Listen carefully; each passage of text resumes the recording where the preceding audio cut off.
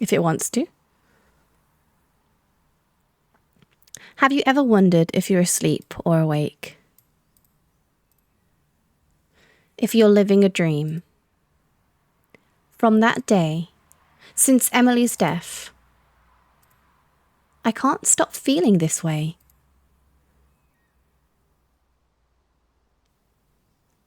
Traffic accident.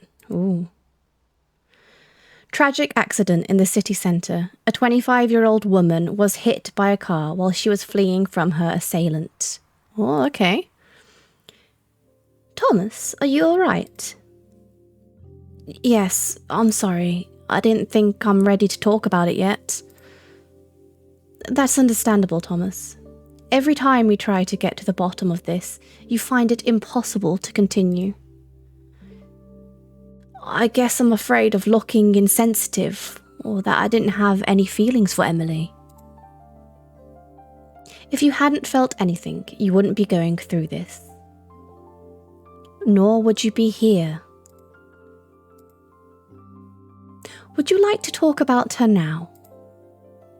Yes, I think I am ready. What was Emily like? Emily was a person I could never figure out. You could tell she hadn't had a good life, for sure. And when I met her, she was suffering a lot. Emily was stunning. Every time I saw her, I couldn't think about anything else. Even at times when I wanted to escape from her side at all costs. Would you say it was love? I would rather not to answer that question right now. Of course, let's go step by step. I'd never met anyone like Emily before, that's for sure. Anyway, Thomas, as far as I know, you never had a great relationship with Emily. You say that because we didn't spend a great deal of time together, don't you? Yes, exactly. From my reports, when you talk about Emily, you always point to really short periods of time. Let me just move Scrumbly for a minute. So far, we have only talked about isolated moments and somewhat abstract emotions about Emily. Still, I would say that the time you were with her was not very long. Probably only a few months. Yes, more or less. I must admit that even though it may seem like a very short time, it was very intense. It's interesting that you used the word intense. Intense in what way, Thomas? Because of the excitement, the confusion, the anguish? Everything at the same time. With Emily, there was never a middle ground. It was all or nothing, light or darkness, absolute happiness or unbearable despair. That sounds exhausting. It was.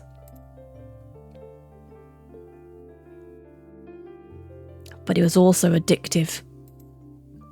When I was with her, I felt like everything else in my life faded away. As if nothing mattered more than the moment she looked at me. Although, sometimes, that same intensity made me want to run away. Run away? You've said that before. Indeed. Why did you want to run away from Emily, Thomas?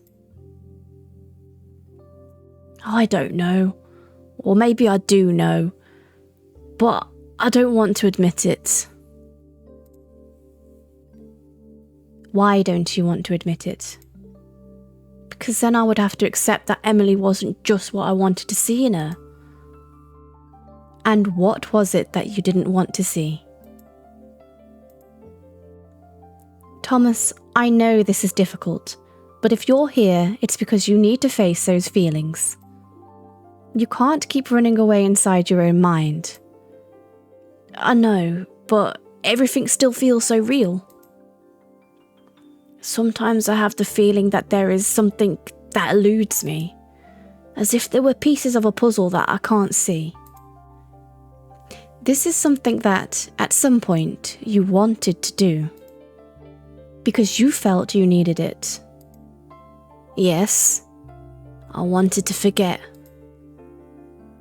To be able to forget, first you need to understand. How is it possible that our story was so short, but left such a deep impression on me? Because emotions do not understand about time, but the impact they have on us. And from what I can see, Emily had a profound impact on you. She did. Then perhaps we should go back to the beginning.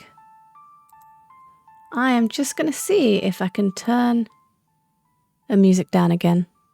There we go. Oh, we can save it as well. Let's do it. Oh, so now we're getting into the thick of it. So this is where the exciting bits then go. The exciting bit happens, I assume. How did you meet Emily?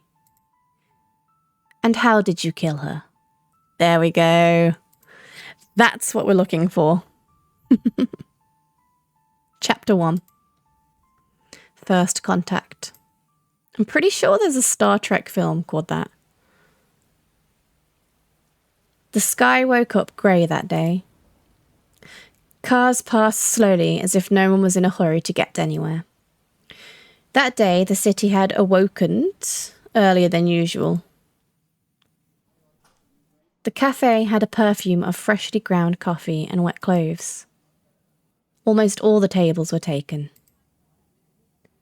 Steam marks from the mugs were drawn on the window panes, and as usual. But that day, there was something different. There she was. I do like the art. It's very old-fashioned anime. Without a worry in the world. But beautiful as always. I could have never imagined that such an absurd confusion would be what would lead me to talk to her. Americano with coconut milk ready. Out of the corner of my eye, I saw someone approaching. Confident, as if she was going straight for the coffee. I didn't think it too much. I tried to go ahead and pick up the coffee. Perhaps by reflex, or to avoid the awkward moment of having to explain to a stranger that she had the wrong coffee. Who would order an Americano with coconut milk besides me? What I didn't expect was that she was going to go pick it up before me. And even less, that she thought I was the one who was wrong. Sorry, that's my coffee. I think you're mistaken. What do you mean, yours? They didn't call a name. And you came straight for it? Yeah, it's just, I ordered an Americano with coconut milk.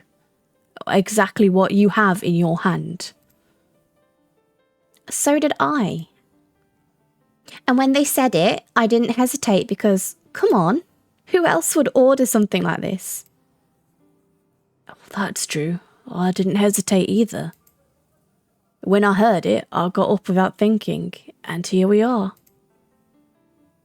Well, a great way to start the day. Someone trying to steal my coffee without saying a word, not even good morning. My bad. Really, it wasn't like that. It's okay. It may have been a misunderstanding. I guess. It was nothing but a misunderstanding. Although it goes without saying that the coincidence is a bit odd. Quite a lot.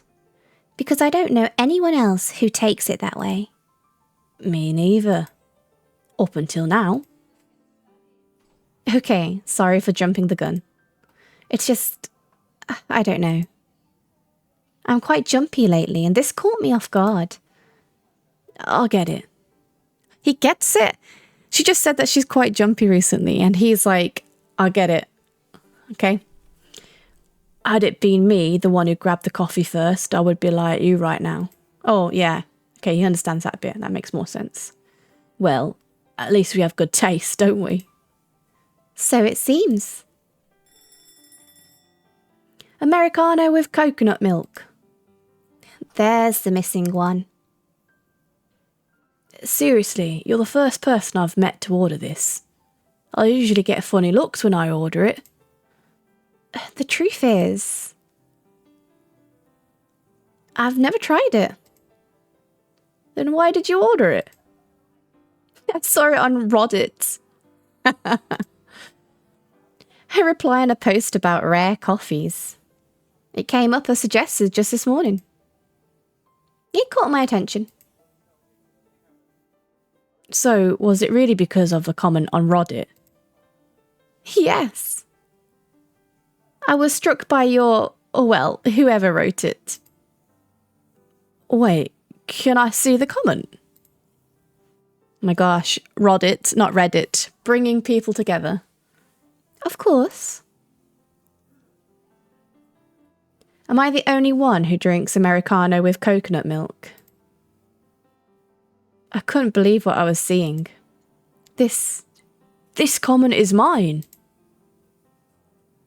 What? Thomas Dev, that's my username. I wrote this months ago. Are you kidding me? No, really. It can't be. This comment is why I'm here. This is too weird. It's as if Reddit's algorithm decided that our paths had to cross today. Oh my gosh, I can speak, I promise. Or as if you had left a clue for me to find you. And you followed it. It looks like it. I guess I like trying new things. Sometimes the first thing that catches my eye ends up being the best thing of the day. That doesn't usually happen to me. I tend to stick to what I already know. And yet you order this. Well, we all have an exception. This is mine. I like that. Exceptions say more about a person than rules. Do you have any? I think this conversation. I like her hair. I'd like it that purple. If I dye my feathers, maybe if I finally get like likes on YouTube, I'll dye my feathers purple. Shall we sit down to drink it? I kind of feel bad after talking to you like that at first. Yeah, sure. Why not? I could have said I was in a hurry. I could have just walked away. But something about her, the way she looked at me, as if she already knew me, made me stay.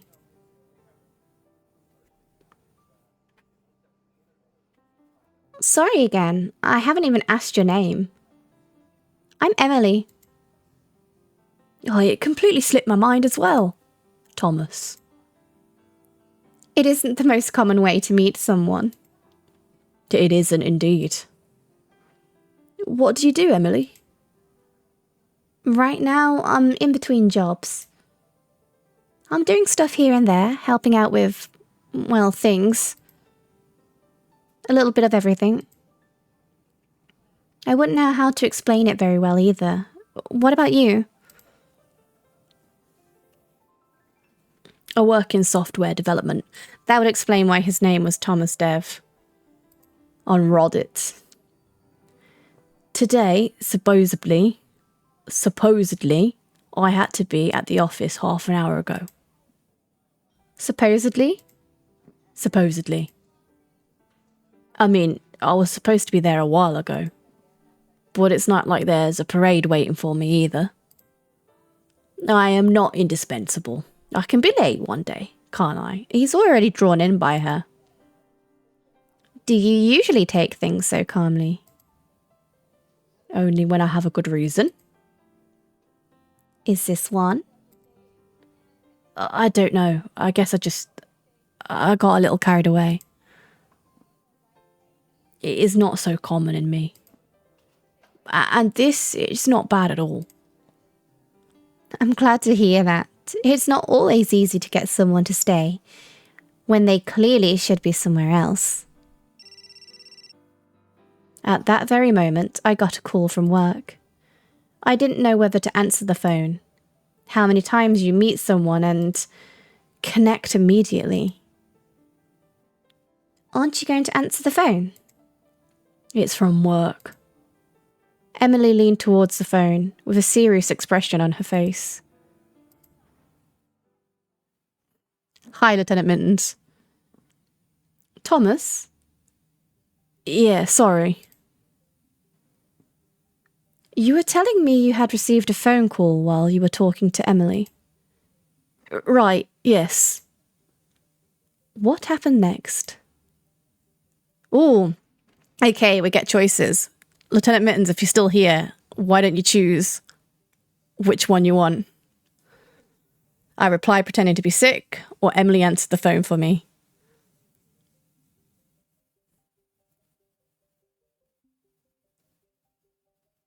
One, I replied pretending to be sick. Okay, boring. I'm joking. No, well, no, don't just change it. I picked the first one now. I'm sorry.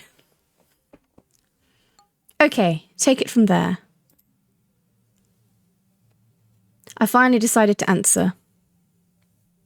And I can assure you that I was not willing to miss the chance to spend more time with Emily.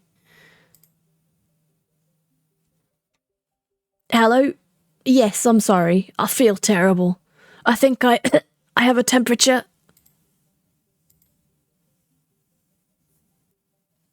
Gosh, what a Thomas, eh? I stayed home. I didn't want to infect anyone.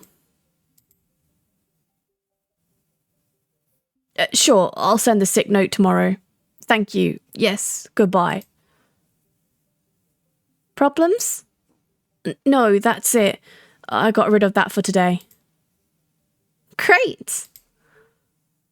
Oh, we've unlocked an achievement that says sick. I'm not feeling very well. I'm assuming every time you pick a decision, it might unlock an achievement. We'll see. You know, you don't look like someone who lies. Well, maybe because I'm not used to doing it. Well, it doesn't look like it. I guess you have to adapt to the circumstances. Sometimes those circumstances say more than anything else. Maybe. Any regrets? I do not know yet. I guess I'll find out soon enough. And yet you don't seem too upset. I guess not. I felt like being here. I still don't know what exactly happened that day. What I know is that time just flew. And time did not stop with Emily in the cafe. And all because of a post on Reddit. It's weird, isn't it? Talking to someone like that, all of a sudden. Without having planned it. Well, it doesn't happen every day. It reminds me of a game. Oh, what was it called? An adventure game where the character meets another character in an abandoned station. Without knowing why, they start to talk as if they had known each other their whole lives. Bridges of Nowhere. That's the one. I thought few people knew it. It is one of my favourites. That scene hit me hard. I'm beginning to think that Emily might be like a stalker, I swear. Same here. That's why it sprang to mind. It feels a bit like that, don't you think? A little, yes. Between the coffee and that game, it feels as if I've known you my whole life. It's not something you say every day. It's also quite unusual for two strangers to talk so much over something as silly as coffee. And about a game that almost nobody played, she definitely sounds like a stalker. Exactly. If this were a story, it would seem like your typical excuse for the main characters to meet. Maybe it is. It all feels familiar. As if we'd talked before. I don't know. I have that feeling. I feel something similar. Do you? Yes, I don't know if that's what you're saying, or if it's that it's quite rare to have so many things in common with someone. It is as if... Well, the coffee thing, for starters. It's not a very common choice. And that game you mentioned, it's not exactly popular either. I spend hours playing video games, although lately I just browse Steam looking for indie games that catch my attention. Have you played The Forgotten Echo? I got the ending in which the character stays in the house, waiting for the other person to return. As far as I remember, he leaves the house alone in that ending, just as it starts to rain. He leaves without looking back and without expecting it. Oh, really? I could have sworn it was the other way around. It is a strange scene. Silent, but he leaves without expecting it. It's easy to get confused. Like any indie game, I guess. This game feels very self-aware. I played it not so long ago. It left a really deep impression. I thought so. I could tell by the way you talked about it. It's as if I already know things about you without you telling me. Okay, so maybe there's... I don't know if this game is going to be like supernaturally linked, but it could be a time loop or something going on there. That's a little scary. A little bit. But it's also weird, as if we'd had this conversation before.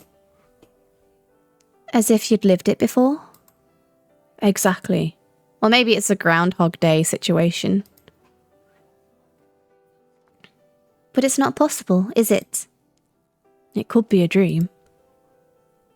Am I so important that you can only imagine talking to me in a dream? I couldn't help but smile.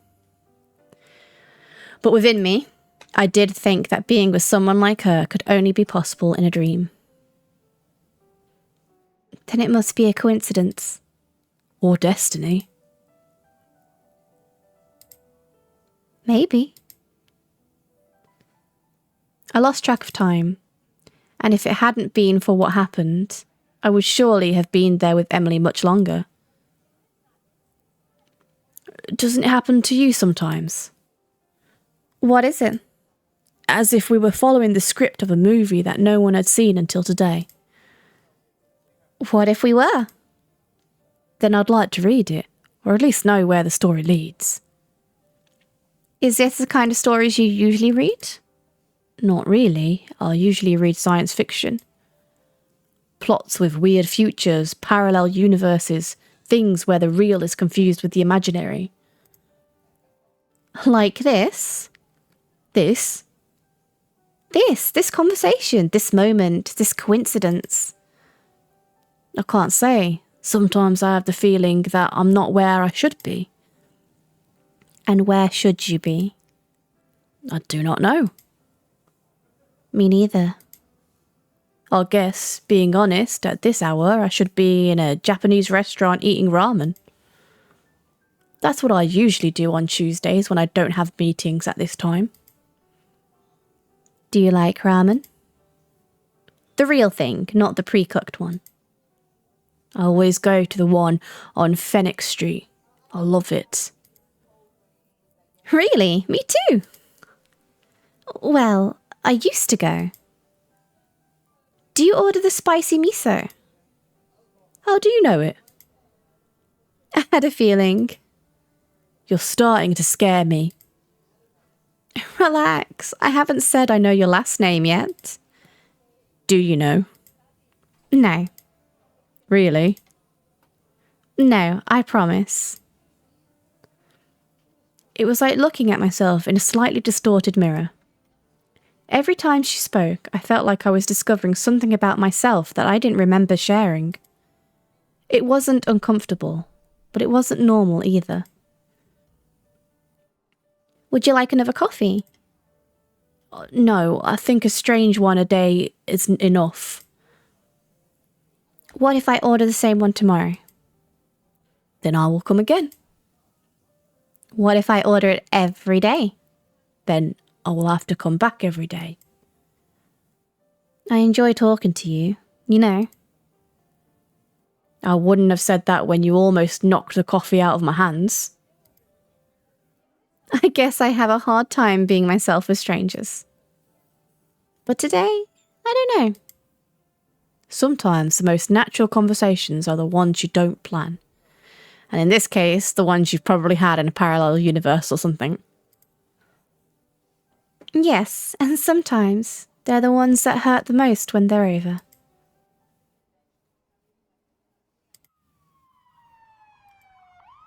Is there something wrong? No, I hate that sound. I've always hated it. Sirens. They make me feel like something is about to explode. I had to leave a long time ago. Are you in a hurry? Yes, I mean, no. But yes, I shouldn't be here. At least not so long. I'm sorry, really. It was an unexpected chat. But a good one. A really good one. Emily, are you sure you're okay? I'm fine, it's just I can't stay. At that moment, her purse opened for an instant in front of my eyes. I didn't notice at first. It was in the blink of an eye, but I saw it. A gun inside the bag, as if carrying that around was as normal as a lipstick or a notebook. I have to go now, but I'm glad I met you. Take care of yourself, okay? And just like that, she left. As if that conversation hadn't happened. As if she hadn't left me with 1,000 unanswered questions.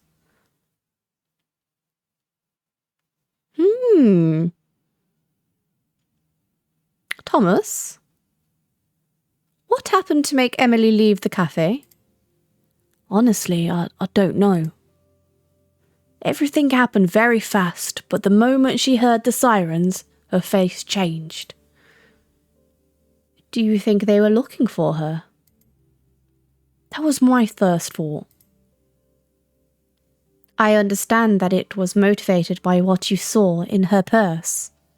Indeed. Were you afraid when you saw the gun? I assume that's meant to say I was at first, but not because I thought I was sitting with a murderer or a thief.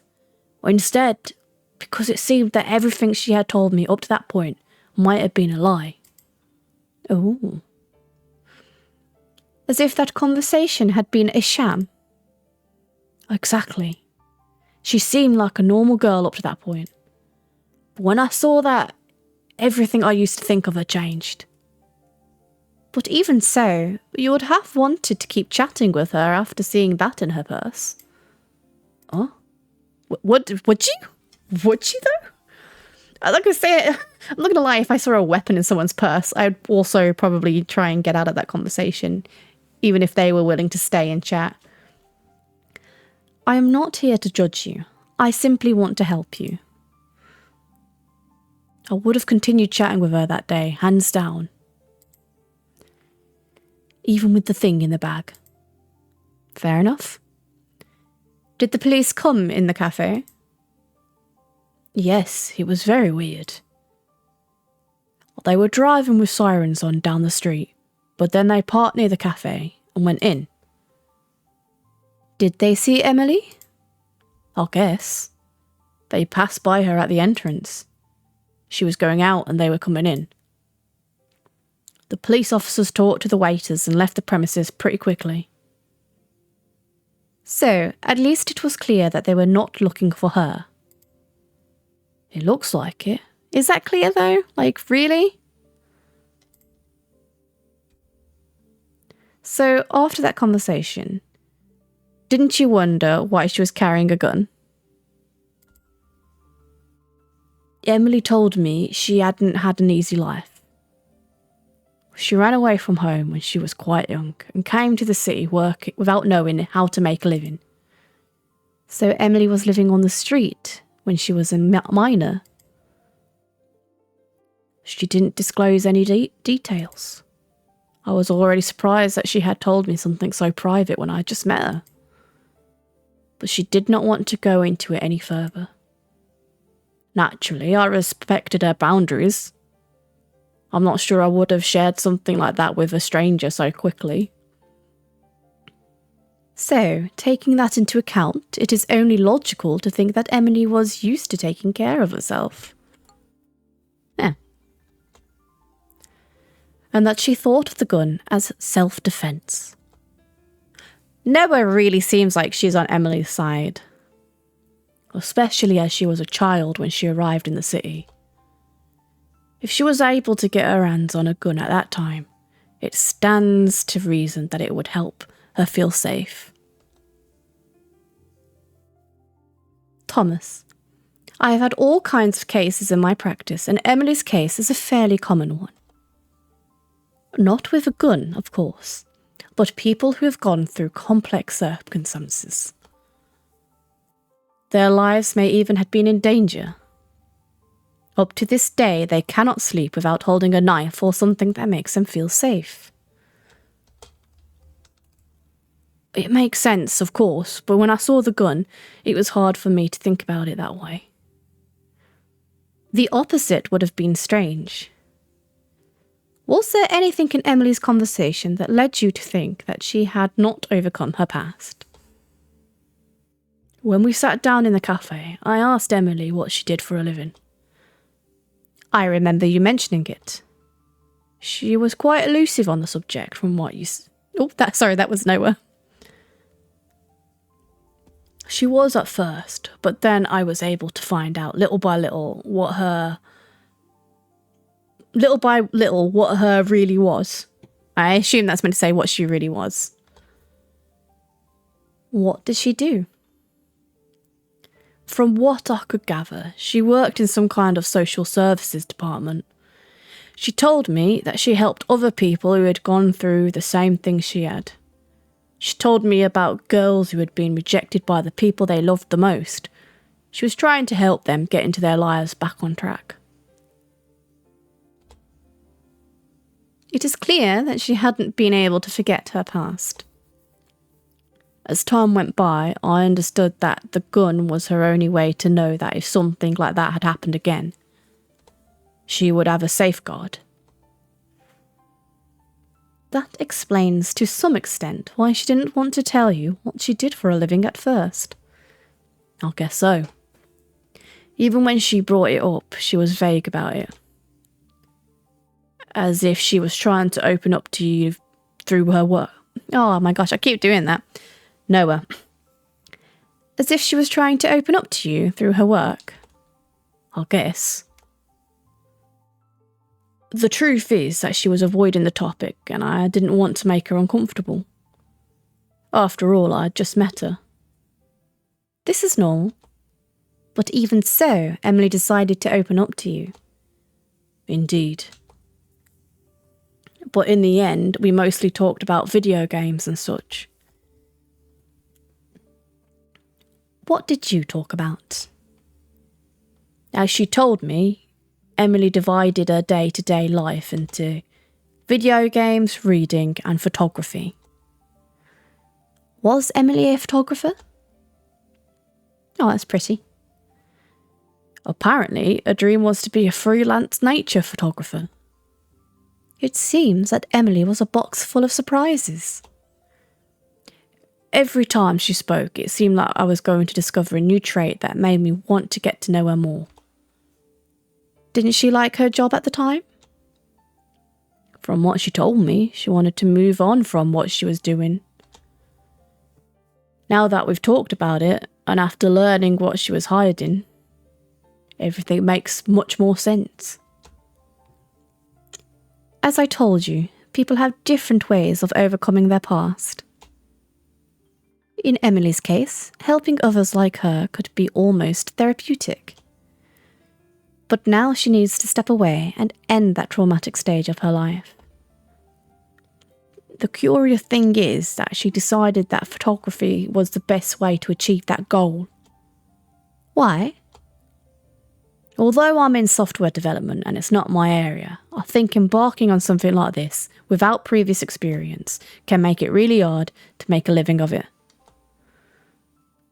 But Emily, from what you've told me, was a resourceful person. Of course. As we talked, she seemed to know a little bit about everything.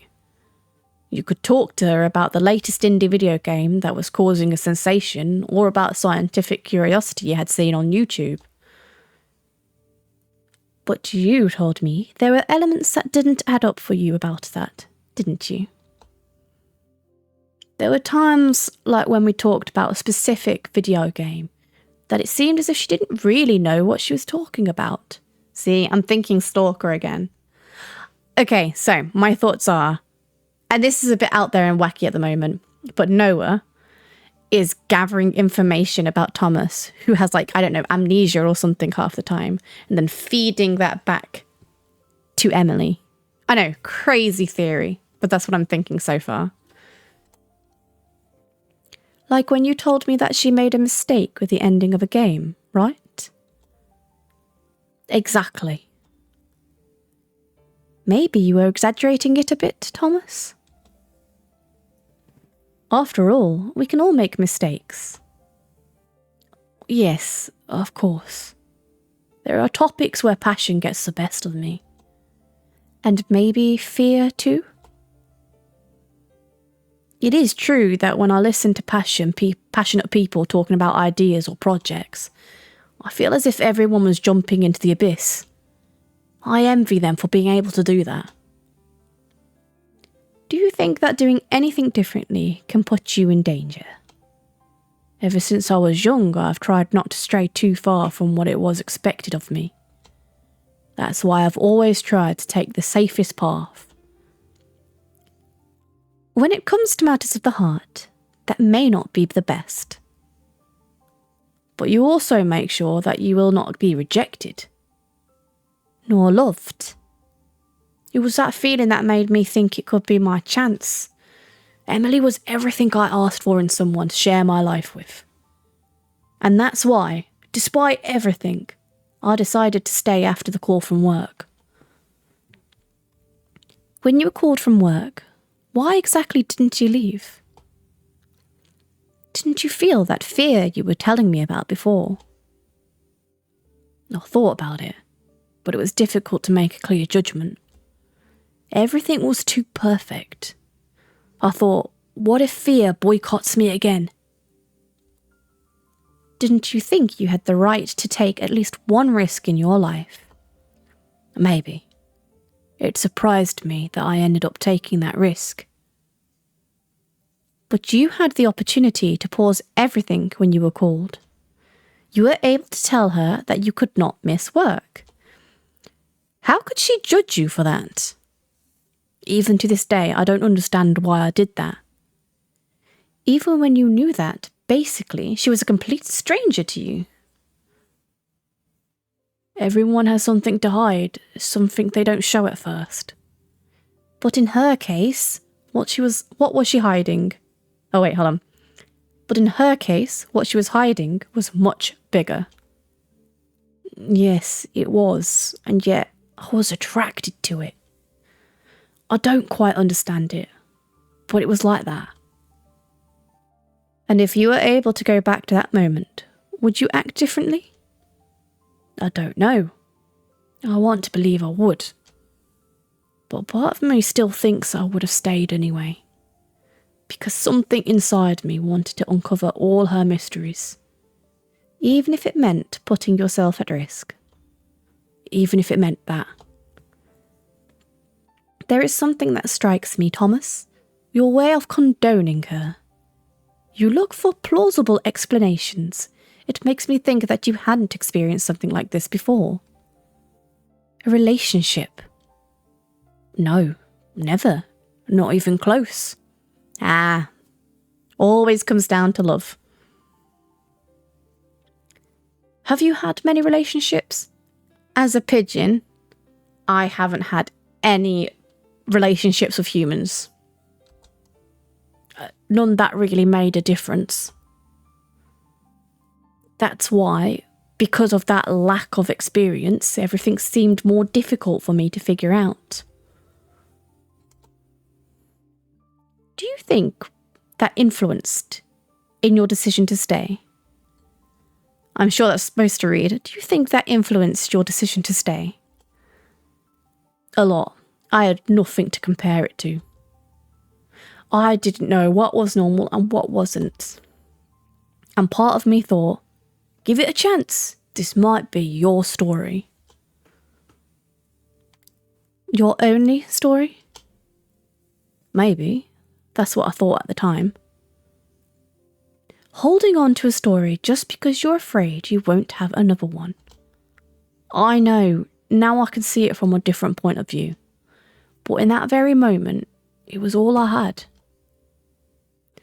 Earlier, you implied the importance of fate. That belief that if something was bound to happen, it would. Yes. Well, at that moment, I said to myself, don't insist. Don't force anything. It seemed to me the easy way out. The next day, I would face the consequences, but at that moment, I was happy. Every second, even when she left the cafe, I kept waiting, thinking that maybe she would come back, that there would be another chance. And what did you do the next day? I didn't go to the cafe. Why? I had to take some distance. Or at least that's what I told myself. I made up excuses, work, tiredness, but the truth is that, although I could try to justify what I saw, I was scared. As I told you, I am not one to take risks lightly if I stop to consider them calmly. How long did it take you to come back? 1 week, a whole week, but during those days, I thought of nothing else. And when you came back, I did not stop going, every day, even at weekends.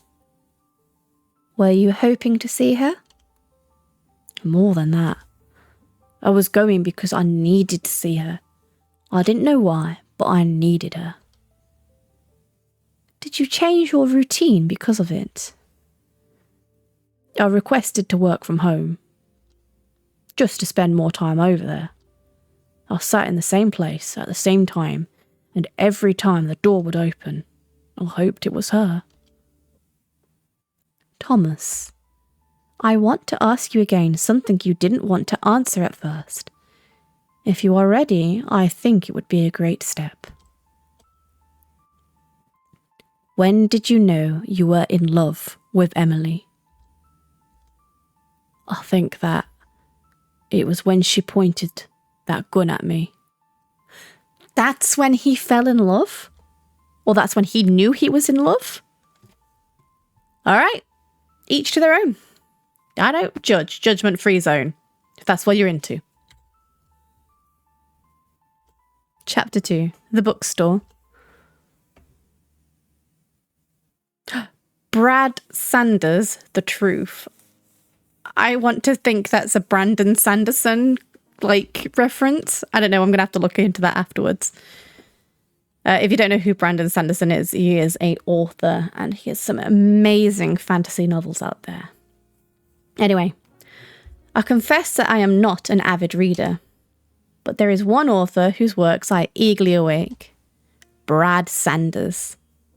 I don't know exactly why that time I decided to buy his newest book at the bookstore close to home.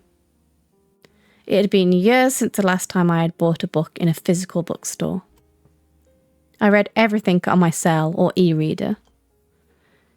Maybe because I spent all day in front of a screen, I decided to step away from it during reading.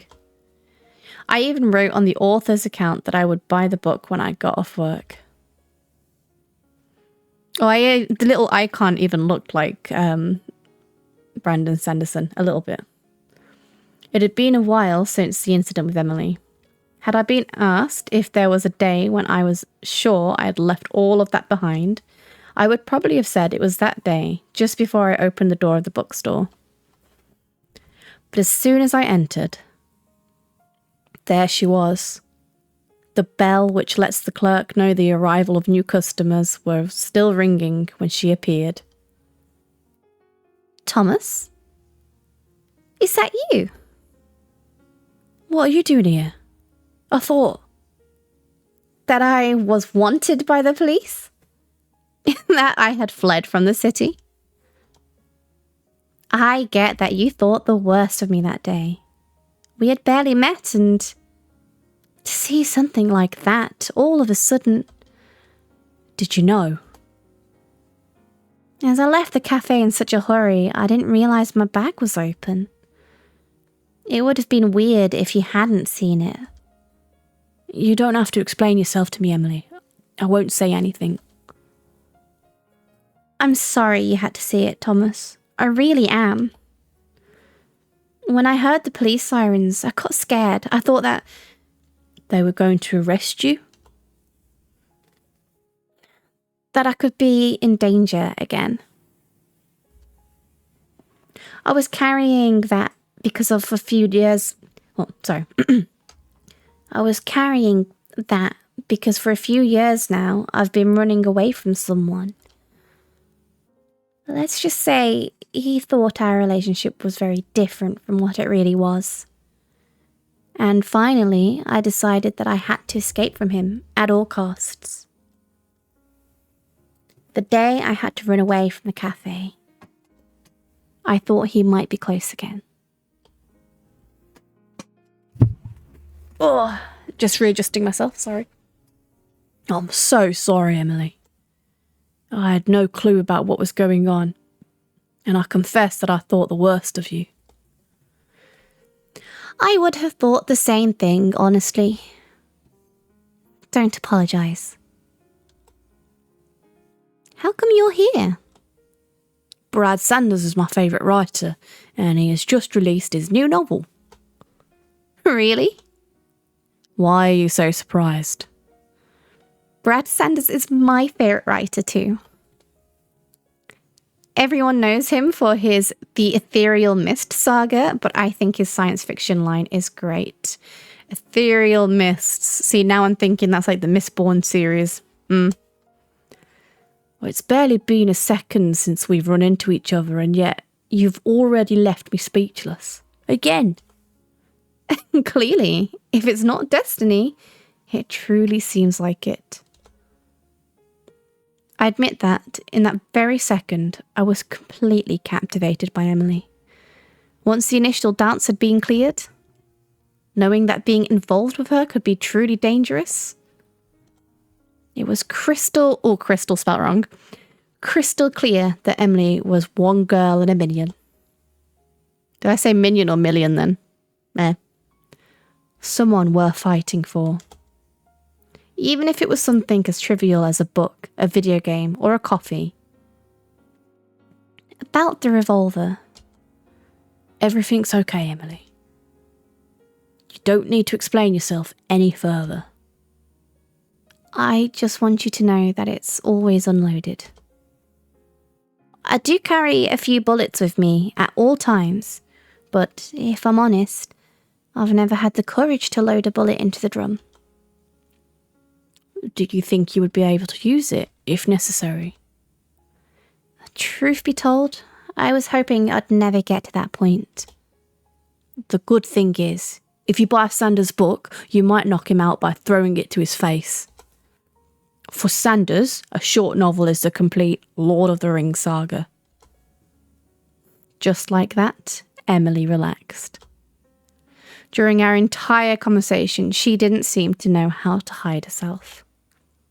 Now I felt that we were sharing the same feelings as the time when we were in the cafe. So, do you live around here? More or less. I work nearby and decided to stop by before heading home. Are you still working on what you told me about? The job that's similar to social services? Kind of, although I'm thinking about starting fresh. New York? Paris? Emily couldn't help but smile. I wish I could. I have started an online photography class. Nothing serious, of course, but I hope it can develop into something more important. Do you feel like going for a walk and chatting some more? Only if you feel like it. I don't want you to feel uncomfortable. It would be my pleasure. Both of us bought a copy of the book and, a few moments later, we were walking through the door of the bookstore. We chatted longer than I can remember. Most things unimportant, until she decided to take me to the park. The sun was already setting. The few people who were walking around were already returning home. The children's laughter and the dogs barking were fading away. I looked at Emily's face, staring at the park as if she was the only person in the world that could see it. I still remember when I arrived in the city. Is that what you brought me here for? I guess. I was only 16 and... You didn't tell me much about your past before you came here. In the cafe, you were elusive on the subject. Oh, let me just get comfy. I don't think I've talked about it since I ran away. From home? Yes. Theoretically, I can't say I had bad luck with my family. I had everything a girl could have wished for. I had toys and food, even clothes that I liked. The only thing I never had was someone who loved me. Even at that time, I barely remembered my parents' faces. I only have 2 or 3 memories of them, and honestly, I can't say they are either good or bad. They are simply there, like an episode of a TV series that has no meaning to me. It's a memory, although you barely remember the faces of the main characters. As for school, it wasn't much better. No friends nor teachers who cared about me. It was simply a requirement that I had to meet every day. I'm very sorry. I am, really. It's not your fault, Thomas. My parents worked a lot, and I guess having a daughter was not among their priorities. They simply met my needs, which was what was expected of them. That's easy with money. You can even do it without seeing your daughter directly. To go through all that being just a little girl, it's not something you can easily forget, that's for sure. So is she saying that she's from like a rich family who neglected her because all the child rearing duties they gave to someone they paid? That's what I'm getting from that. I guess that's why we're here. I was 16 when I decided to change my life. To take the reins. If no one cared about me, I had to start taking care of myself. And it was in this park that I met Seth. I guess Seth is... I think I already told you about him. Yes, it was the one I was running from in the cafe. And the reason why I carry a revolver in my purse. When I met Steph, he wasn't like that. During my first week in the city, I used to sleep in this park. I guess that's why I keep coming back here. Somehow, I still feel like this park is home. The thing is, I met Seth one night just like this in this very park. He asked me if I was alone and, after learning a little about my situation, invited me to dinner. I know I shouldn't have done it. It was dangerous to be with a stranger, but honestly, I hadn't eaten since the morning of the day before. We ate at that Japanese restaurant on Fenwick Street. Now I get why you told me you used to go. Yeah. Seth loved Japanese food and got me to love it too. Truth be told, those were really happy moments in my life. That same night, I started living in his house. He told me that I reminded him of him a few years ago, and that he just wanted to help me start this new life. I got a job, and in the end, we ended up being together. Did he force you? No, I was in love with him. But I guess you never get to fully know someone. And well, that's the story of my life. One day he stopped coming home for a long time. At that moment, I took the chance to go to the police to report what he was doing to me. They told me about Seth's hidden life, a really dark one. They told me that, as far as they knew, I could rest easy. Seth was not in town. Was he killed? From what I was told, Seth was involved in something gang-related and was doomed if he came back. Let's just say I had a lucky break. I would still not be sleeping, happily if I found out that. No way, no. I would have to change my identity and everything. But maybe Emily already has. Maybe that's why she's got purple hair. So to speak.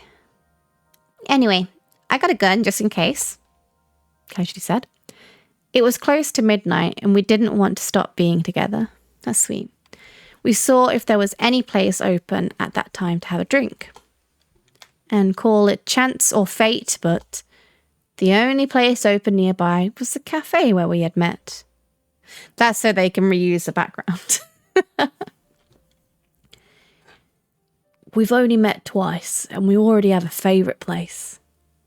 Have you played the visual novel in which the protagonist runs a late-night coffee shop in a fantasy universe?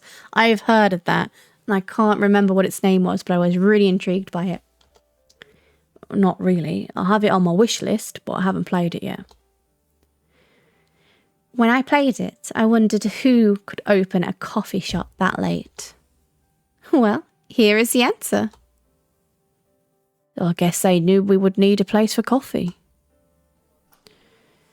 2 Americans with coconut milk. Punctual as always. And no fights along the way.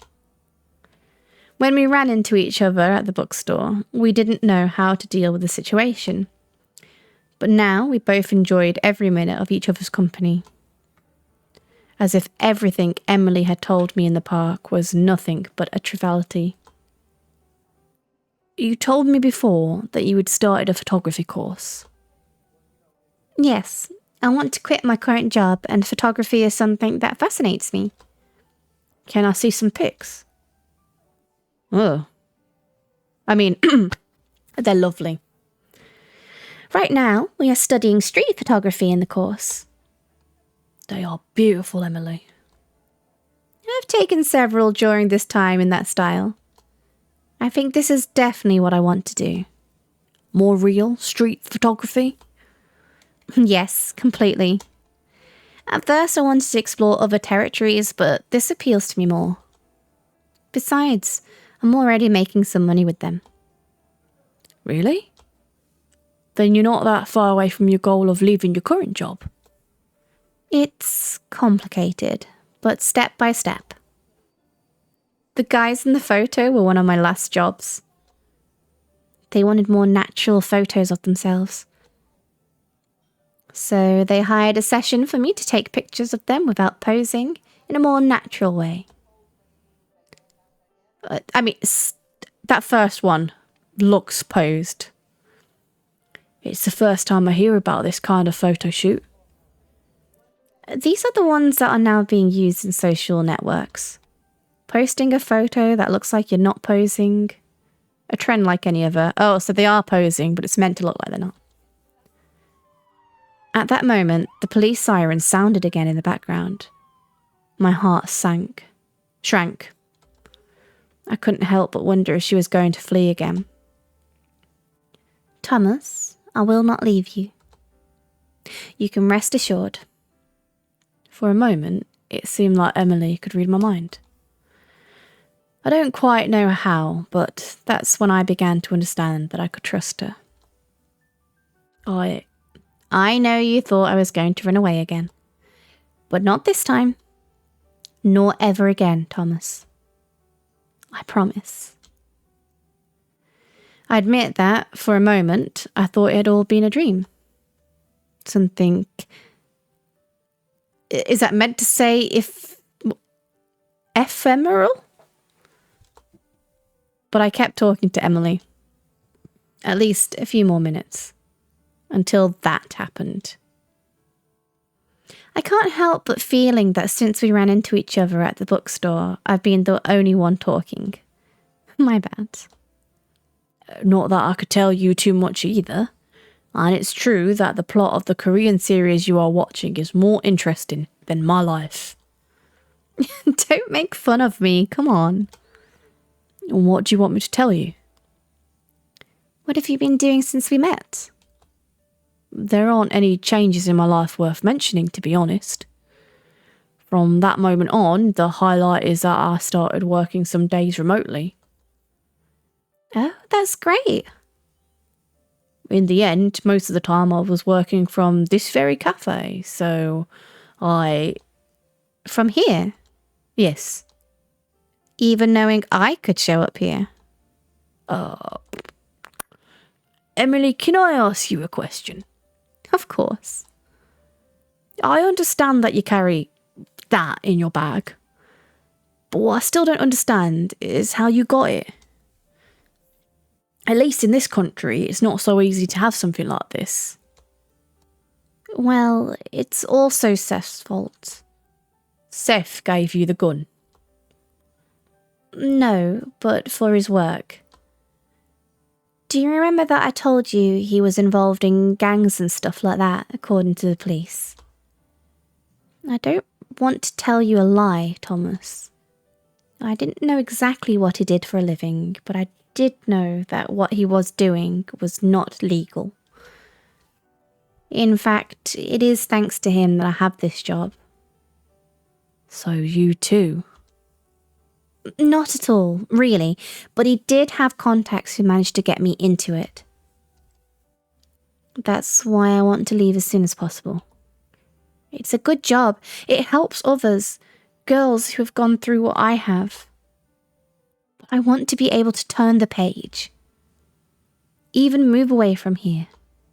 But would it be possible for Seth to be dead? Wouldn't it? The police told me they were looking for him, but not much else. That he had been killed was one of the possibilities. So why don't you get out of here? Why cling into a life that involves carrying that secret with you? Thomas, I'd rather we stop talking about this, really. Despite everything you suffered because of him, you have stayed here, living as he wanted. Stop it, Thomas.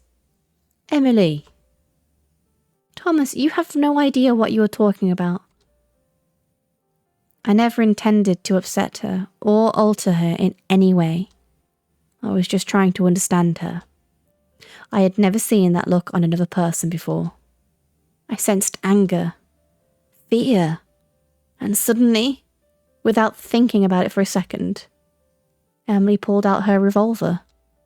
In the blink of an eye, she held it in her hands, pointing directly at me. You have no idea what it is to be pointed with a gun. To know that if the situations get out of control, even just a little bit, it may be the last. Thomas? You were petrified when you got here. I'm sorry, I thought I was over it. It's all right. That is what we are here for. But I keep wondering, how is it possible that she pulled out the gun in a cafe without anyone seeing her? I was wondering that same thing, Noah. It was late. I don't even understand how the cafe was open at that hour. It was only the barista and us in the room. Also, the barista was cleaning and hardly paid attention to us since he gave us our coffees.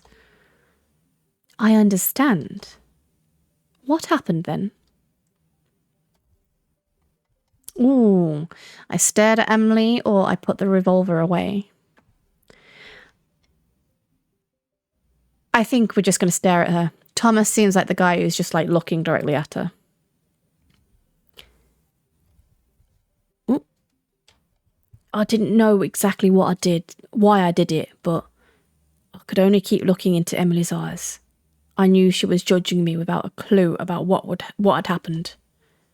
That's why I decided to keep quiet, not to say anything else. Oh, there you go. We made another decision, and I know you can't see it on the screen, but another thing came up, achievement that said, look. I'm sorry. I really am. It's just that At that moment, a large number of people began to crowd outside the cafeteria. In a nearby alley, someone had been shot at that very moment. I guess, with the tension of the conversation, I had completely ignored it. But the only thing I could focus on that moment was the Brad Sanders book I had purchased hours earlier. What do you think happened? I guess they tried to rob him. I think that Seth mistook that guy for Thomas. Maybe. I don't know. I thought there were some very similarities there. It was already quite late. Like with the brown hair. I'm sure Thomas had brown hair. Can't remember exactly. Although one way or another, I felt that person on the floor. It could have been me moments ago. And even in those brief moments when Emily pointed at me, I managed to get closer to her. Even of feeling that I had fallen in love. But seeing all that awakened in me the need to run away from everything, to escape from Emily. Thomas. What happened then? It's a hazy memory, but nothing. Nothing? After seeing the body and the book, my memories are completely blank. I just remember a deep need of running away, as if an alarm had gone off and I had to get out of that place as soon as possible. Because of Emily? It is likely. The next thing I remember is being at home, as if it was just another day. With Emily? No. As I said, I don't remember exactly what happened. But it was crystal... Oh, gosh. I don't know if this is deliberately spelling crystal wrong or not. But it was crystal clear that I didn't want to see her again. Even though I realised I was crazy for her. So that was the moment you stopped keeping in touch with her? Yes. But the whole reunion with Emily was almost like a dream, wasn't it?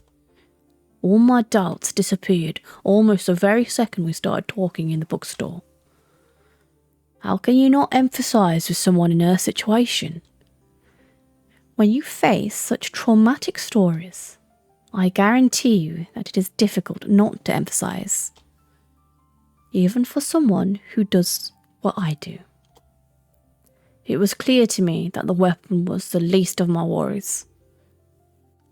And that I couldn't judge a victim for trying to stop being one. While you were telling me earlier about what happened, I could see your affection for her. When we left the bookstore, we didn't stop talking. She told me how she had discovered Brad Sanders, my favourite writer. She had tried to read his most acclaimed works, but could not connect with them. However, she found fascinating his line of science fiction and superheroes. Just like me. It may seem like a small thing, but these are things that make you connect. Tastes that make you feel unique. And when you meet someone like you, it makes you feel a little less lonely. It is normal for us to be attracted to those who share our misunderstandings. And when there are so many, as in your case, it even seems as if someone had designed Emily for you. Someone perfect for me. Thomas, since we started discussing Emily and you, there's something you've been quite straightforward about. How important are social networks and the internet for you? We could even say that they are the origin of all of this. A chance encounter through a post on Reddit. The constant search for people with your tastes and passions in forums. You even met your best friends over there. Could it be that not being used to real-life interaction made you feel more vulnerable? It may be. I have often wondered if I should live less through screens. Screens. If I'm interested in a film, I ask about it on the social network T. If I want to chat with people about a game, I know which subreddit to use for that. If I simply want to chat with my friends, I also do it through Discord. Not Discord, guys. Discord. Didn't you meet them for a coffee or a walk? As I told you some time ago, I met them through Reddit. Kate and William were my best friends, but they were living in another city at the time. As a result, I may have been more closed in on myself than I should have been. Your life was just a click away, wasn't it, Thomas? It was. Sometimes I realised that the posts suggested on Reddit, on T, or even YouTube knew me better than I knew myself. What I never expected was that Emily would take the leap to wanting independence from Seth. I didn't expect her to have made so much progress either. After everything she told me about Seth, honestly, I was glad she wanted to get away from that. When you knew she wanted to make a living from photography, you thought it was a rather idealistic dream. Were you thinking the same thing at the time? The truth is that I understood that Emily knew what she was doing. She was taking classes, understanding what she was getting herself into. She hadn't taken shortcuts, like watching 2 videos on YouTube and believing that she could do anything. Also, when she showed me some of her photographs, it became clear that she had talent. Yeah, she does, I agree with that. What? She told you she already had customers, didn't she? She had already accepted clients for social media photography. Not only that, she told me that she had registered on several websites to get a job as a freelancer. Photo editing, retouching, things like that. It may not seem much right now, but according to what she told me, it was getting better. Good enough to become independent of Seth in the short term? From what she told me, it was likely. She knew what she was getting into.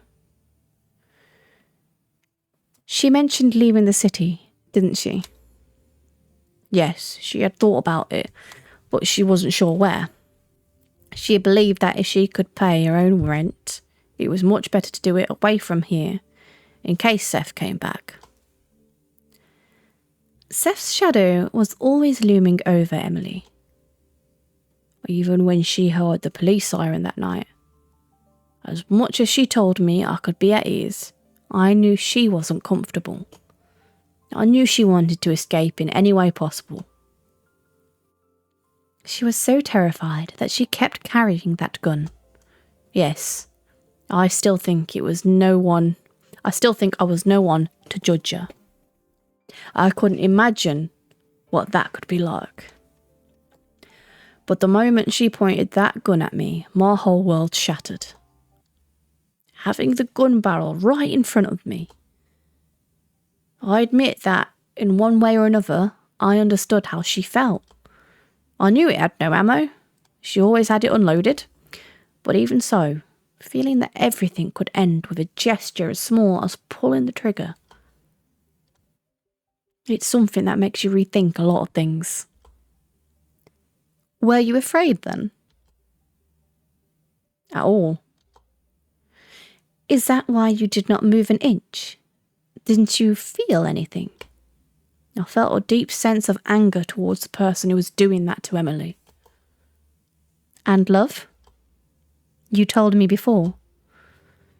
I don't understand how, but Between the vulnerability I felt in front of the gun and the adrenaline, I understood all that Emily had had to go through during the time. I was even able to empathise with her more. It sounds crazy, but at that moment I fell madly in love with her. Have you ever felt anything like that before, Thomas? Feeling vulnerable in front of someone you cared about? Maybe. I admit that feelings I remember are confusing. Before I met Emily, if I had been asked if I was interested in someone, I think I would have said Kate. Is Kate one of your friends you met on Reddit? Yes. I met Kate commenting games on the saga like a Yakuza in a subreddit. Every time we were on the same subreddit, I felt I could chat with her without zealotry. About zealotry? Oh, that's a different kind of friendship, I guess. You know how the internet is. As soon as you deepen into any subject, fanatics of all kinds appear.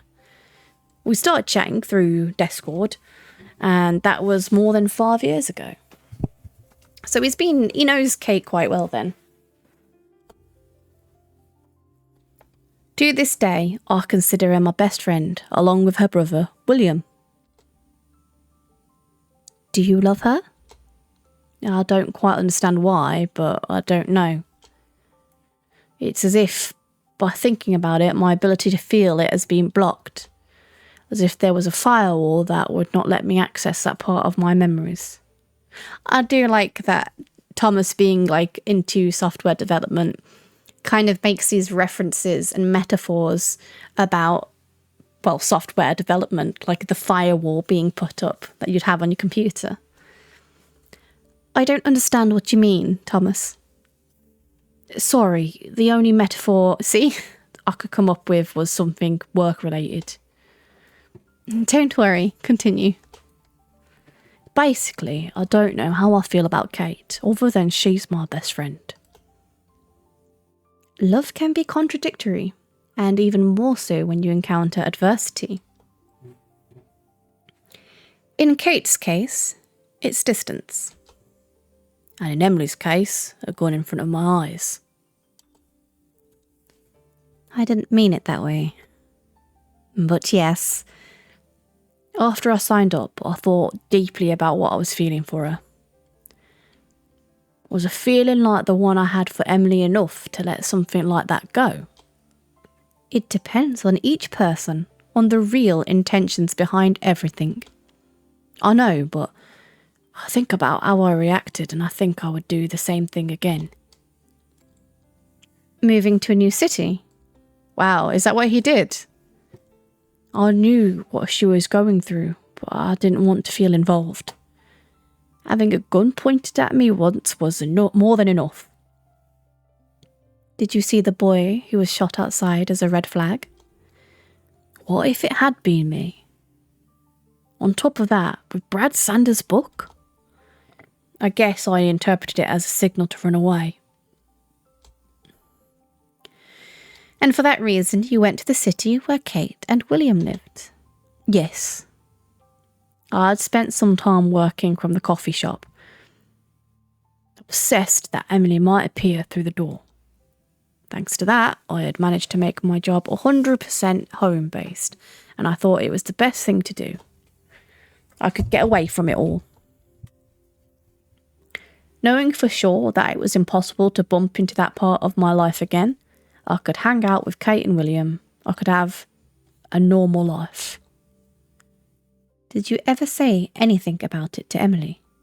No, not at all. The next day was when I made the decision. How long did it take you to move? 1 or 2 months. It was not too complicated. I asked for permission at work to video call them instead of going in person on certain days. Since they didn't give me any problem about it, it was just a matter of looking for an apartment, and that was it. It's not like that city was very crowded either. On the contrary, it took me almost as long to move as it took the movers to get me the okay. In addition, Kate and William. So, I've just realised, like, Kate and William, obviously being a British pigeon, if you couldn't tell, hello, makes me think of the prince and his wife, Kate. And I've only just made that connection. Sorry, bit of a tangent. Kate and William offered to help me and to look at apartments there. I would look at rental websites and they would visit them, pass me pictures and give me their opinion. I understand. It was almost an overnight thing. I'm sure he said it was like 2 months. Yes. So, let's go back to the day you arrived with the moving truck at your apartment for the first time. The first day you started living there. Since there is something I don't quite understand, how did you end up living with Emily? Ooh. So, there's like one review so far on the Steam page, and it said that at the end of every chapter is like a twist, and I'm definitely seeing that now. So, chapter 3. The move. The moving company had just brought the last of the boxes up to the apartment. Since it was the second floor, it didn't take too long to bring everything up there. Even taking into account that the building had no elevator, it didn't take too long. Except for the bed, the sofa, and the desk where I worked, the rest of the furniture was already unloaded. The few memories I can treasure fit in a few boxes. I can't say it was a particularly complicated move. I cleared the entrance area and kitchen of boxes. I organised the boxes around the room so they wouldn't get in the way. Even around the bedroom, which I had already prepared for my first night. In those first moments in my new home, I sighed with relief. Relieved to be able to leave it all behind. Relieved to be in a place where I was going to feel supported. Kate and William would arrive soon. We had agreed that they would come and help me unpack all the boxes. In addition, inaugurate the kitchen, since William had offered to prepare dinner himself. The street was quiet, with no hustle and bustle. It was a promising start in that city. Oh, she looks alright. At that very moment, my phone rang. Kate, what is it? We're at the door of the building, but we don't know which apartment is yours. I don't know why I've given her that voice. I'm so sorry. It's 202. Perfect. Seconds later, the doorbell rang. My new life was finally beginning. Thomas, you're finally here. Best hug ever, Kate. You can rest assured that I will no longer use you as real estate agents. No problem for me. We'll bill you now. William, don't be an idiot. I was kidding, Kate. Thank you very much for your support. Without you, it wouldn't have been nearly as easy as it was. We were even more excited when you decided to move here. I don't want to be a party pooper, but are you going to let us in? Or would you like to have dinner in the hallway? I don't know what his accent is. I'm sorry. I'm not very good at doing guy voices. We all laughed and went into the apartment. I've tidied up a little bit so we could sit down. We didn't come here to sit down. We're here to help with the move. Maybe I should have tried an Irish accent, considering she's got like the shamrock, four-leaf clover, and the green fingernails. Right, William? I thought we were here to have dinner, not to work for Thomas. Don't be like that, William. I'm sure Thomas isn't up to your nonsense after a whole day of moving. Don't worry, Kate. I know he's kidding. Not that he's too good at it, though. What an answer. And I was the one who was out of line. Anyway, in the end, you are 2 peas in a pod. I don't know why you're so worried, Kate. She can't help it, having a brother like you. We all laughed. After so long living alone and not having this kind of human contact, this get-together was a breath of fresh air. Well, shall we start unpacking, or are we going to spend the day chatting? Aye, aye, Captain. In a couple of hours, we had everything organised. Kate was trying very hard, even harder than myself. I could tell she wanted me to stay and live there, to live closer to her. After all the complaints, William, didn't you say you were going to cook? I don't see you cooking yet, William. Now everyone's against me. How easy is it to attack a defenceless person between two? What are you going to cook? Well, since we are inaugurating the kitchen, I thought I'd do a culinary test of the apartment. So I was going to prepare roasted meat with fries and my secret sauce. Oh my gosh, what is his voice? Whoa, that's so sophisticated. Indeed, I'm worried about whether I'm going to be able to afford this gourmet dinner. Keep cracking jokes, but in the end, the one who's cooking is me, so... He's going to spit in it. Don't bite the hand that feeds you. Who knows what might happen. Jokes aside, thank you so much. I appreciate your offering to check everything in the kitchen. If there is something wrong, it is better to tell the landlord on the first day and not a month later, so I can avoid future misunderstandings and get my deposit back. Don't worry. You have left the mission in good hands. Even if he does not look like it, he's a great chef. You are too late for compliments. By the way, Thomas, I have some bad news about the kitchen. What's going on? You have a leak that is dropping right onto the countertop. It's not much. In fact, it goes quite unnoticed, but it is better to communicate it as soon as possible. Well, you sure have been effective in looking for issues. That's what I'm paid for. I decided to call the landlord ASAP. I wasn't particularly worried about but I wanted him to know that I wasn't accountable for that. Besides, I didn't know how long had been the leak going on. Whew. Okay. Nor all the problems it could cause. Oh, hello, this is Thomas, the new tenant. I was calling to inform you of an incident. I was about to start preparing dinner when I found that there was a leak just above the countertop. Well, perfect. Thank you very much. I look forward to it.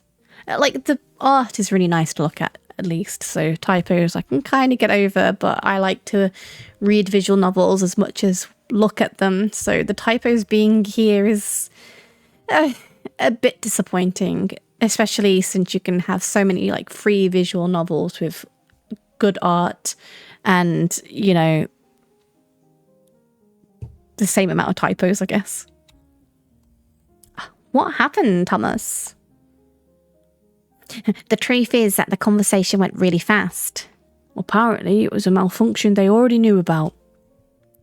The upstairs apartment had a water leak recently. The maintenance guy had fixed it, but he doesn't seem to have fixed it at all. So what do we do? He told me he would call the tenant in 302, the one above me, to shut off that section of water. On Monday, maintenance will return from the weekend and fix the leak. Also, he said he would confirm when the 302 tenant turns off the water. It wasn't long before the landlord called me back. Okay, no problem.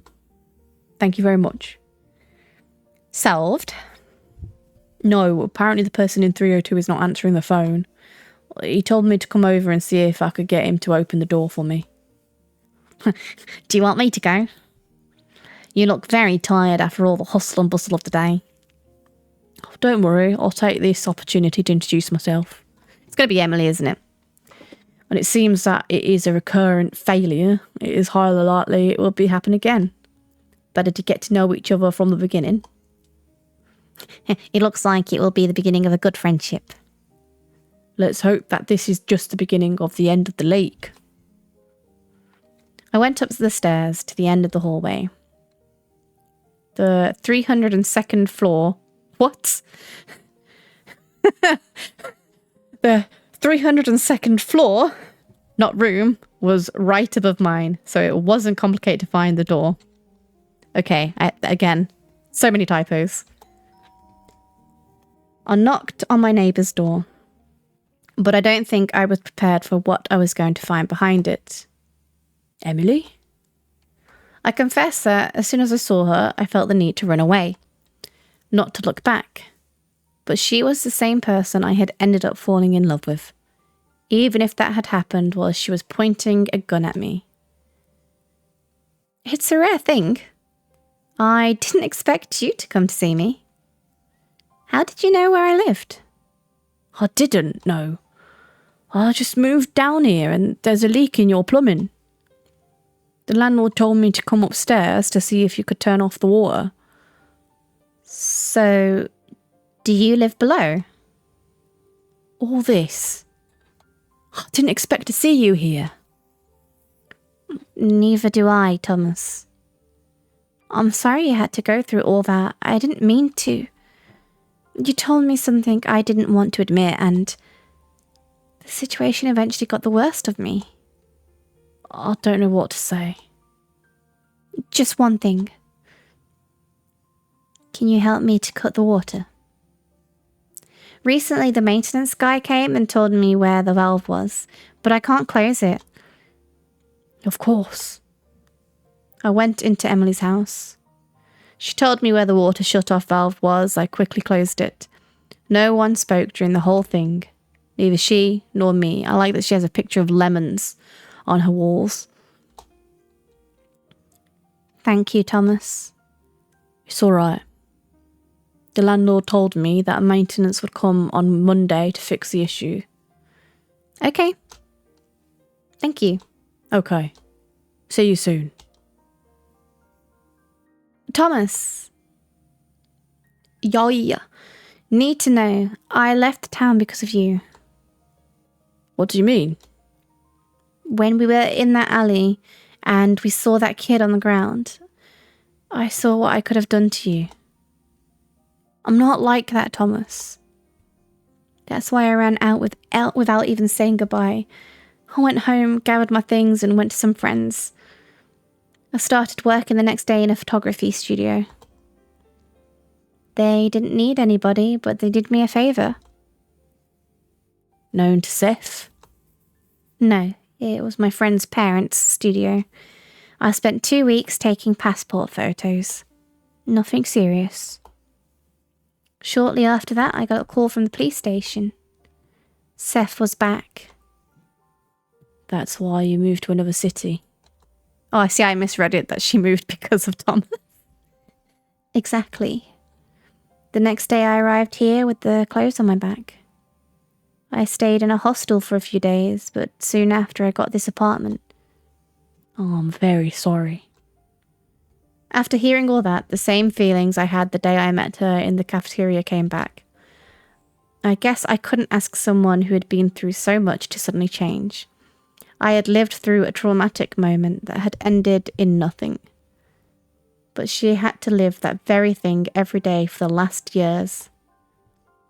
And did you get a job? More or less.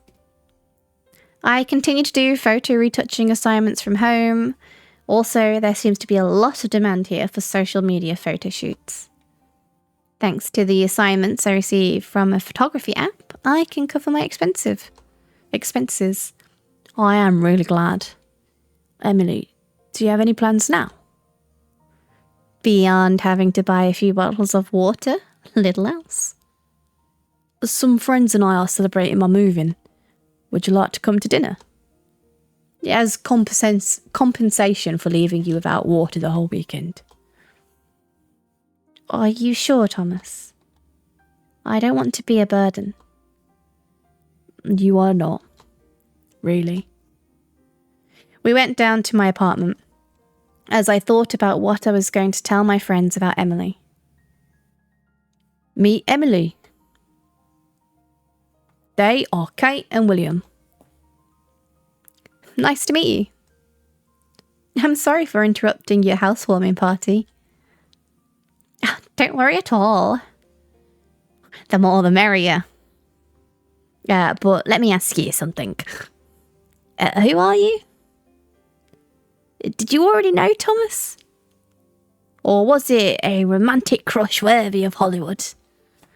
Boy and girl are neighbours, and by an unimportant coincidence, a legendary love begins. William, don't be like that. Don't worry. I confess that I would have said something like that if I were you. A girl with a good sense of humour. Emily is a friend from my old hometown. We hadn't spoken for a while, and by chance she is now my upstairs neighbour. What a coincidence. Too much, I'd say. Kate knew about Emily. She didn't know everything, but she knew she had been someone quite important in my life. In order not to worry her, I had never told her about the weapon, but I knew I didn't see my memories of her through rose-coloured glasses.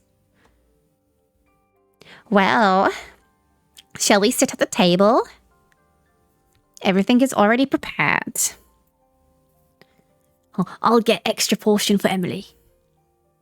It's a good thing I like to prepare food for several days. We set out the silverware and glasses and sat down at the dining room table. What about you, Emily? What do you do, Emily? Well, I've just started to dedicate myself to photography. Sounds interesting. Is that why you moved here? Not exactly. I simply wanted to start fresh. What about you? I work with Thomas as a programmer at the same company. And William... Honestly, I don't know. Hi, don't be mean to me, Kate. I am a video game developer. My brother made a game that became the most viral for a week. Streamers and YouTubers did nothing else worldwide during that week but play my game. Maybe you know it. It's called Electrician Simulator. I'm so sorry about William's voice. Did you make that game? I bought it when it came out to play it with some friends online. Thank you. I hope you had a good time. The thing is that after that week, nobody remembers that game anymore, but of course, my brother made quite a lot of money thanks to the sales of his first game. He could take 2 sabbaticals. I'm working on my next game. Kate is very strict with me. Or not enough. You always take her side. I have already decided that the next time I will not defend you. By the way, Thomas. William's voice is destroying me. You had never told me about Emily before. For all I knew, the only woman in your life was Kate. Enough, William. Okay. Emily and I met by chance at a cafe. We've met a couple of times. I guess it just didn't come up. So, oh my god. So, do we have to worry, Emily?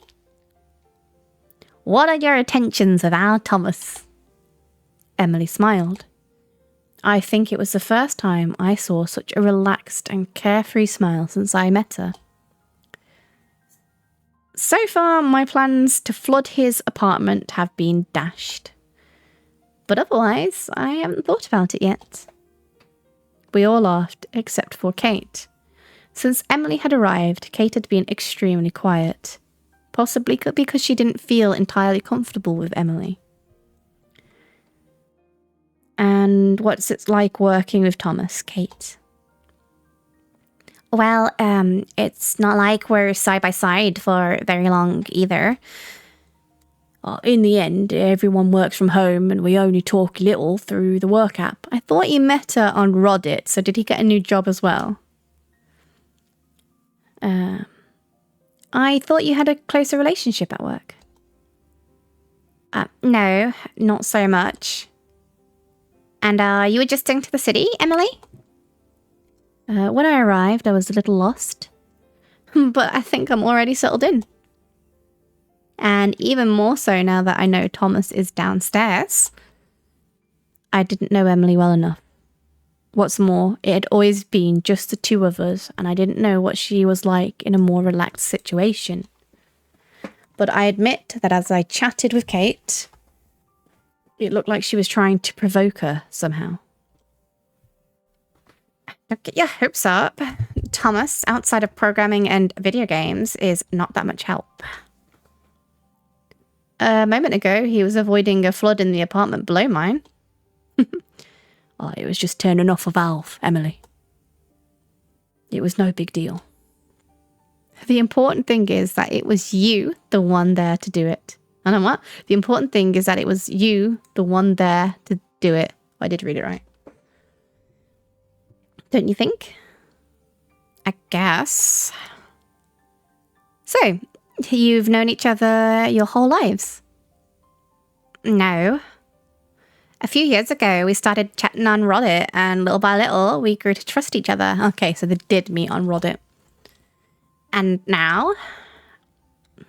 You are like siblings, aren't you? Oh, she is trying to stir it.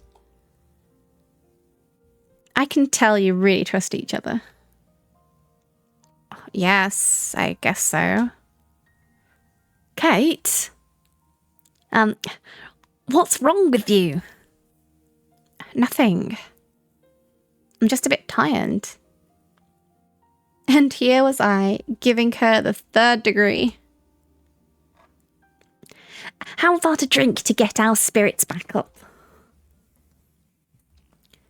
Is there something wrong, Thomas? Nothing, it's just that... Don't you remember well what happened? I'm not sure. Try to remember, Thomas. What happened next? Oh, Emily went home to get something to drink. I took out a drink to relax the atmosphere. I think I'm going to say that Thomas is the one who took out a drink. I think he still wants Emily near him. That's what I'm getting, even though it all feels weird. Although Emily was kind of leading the conversation there, trying to make Kate uncomfortable, so it would have made sense for Emily to offer the drink. Oh well, we've made a decision. I think this is a fantastic idea, William. Of the few things I brought back home from my old city, this bottle of liquor was one of them. We didn't know about the partying, Thomas. It's good that he's coming out now. It is one of my few guilty pleasures. A drink while playing a game. It is unsurpassed. So, shall we play a game now? We all laughed. At that moment, only the drink. We poured the liqueur into some glasses that I took out of the pantry and toasted. Well, you'll have to tell me how to get it. I will take the secret to my grave. Is that how you play Thomas's secret while playing? I'm not going to lie, that was the achievement that popped up. I did not understand anything of what just happened. This game is okay, but... Okay, we all laughed, and just moments later, Kate and William started joining. Oh, but they all look so lovely, and you can really tell that like Kate and William are related and stuff. It's just really, the visuals are gorgeous. I don't think I have any stamina left. I'm sorry. I'm a little tired too. We should get going. We said goodbye to William and Kate. So is he alone? We could barely stand up, though. I guess that after the whole day of moving, our stamina was starting to run low. Thomas, you look very tired. Would you like me to walk you to your room? Don't worry, Emily. I'm fine. Thomas, you almost bumped into the couch just now. Come on, I'll help you. With difficulty, Emily carried me to my bedroom, where she laid me down. I'm thinking like bridal style carrying. At that moment, Emily rolled onto her back and removed her shirt and pants. What?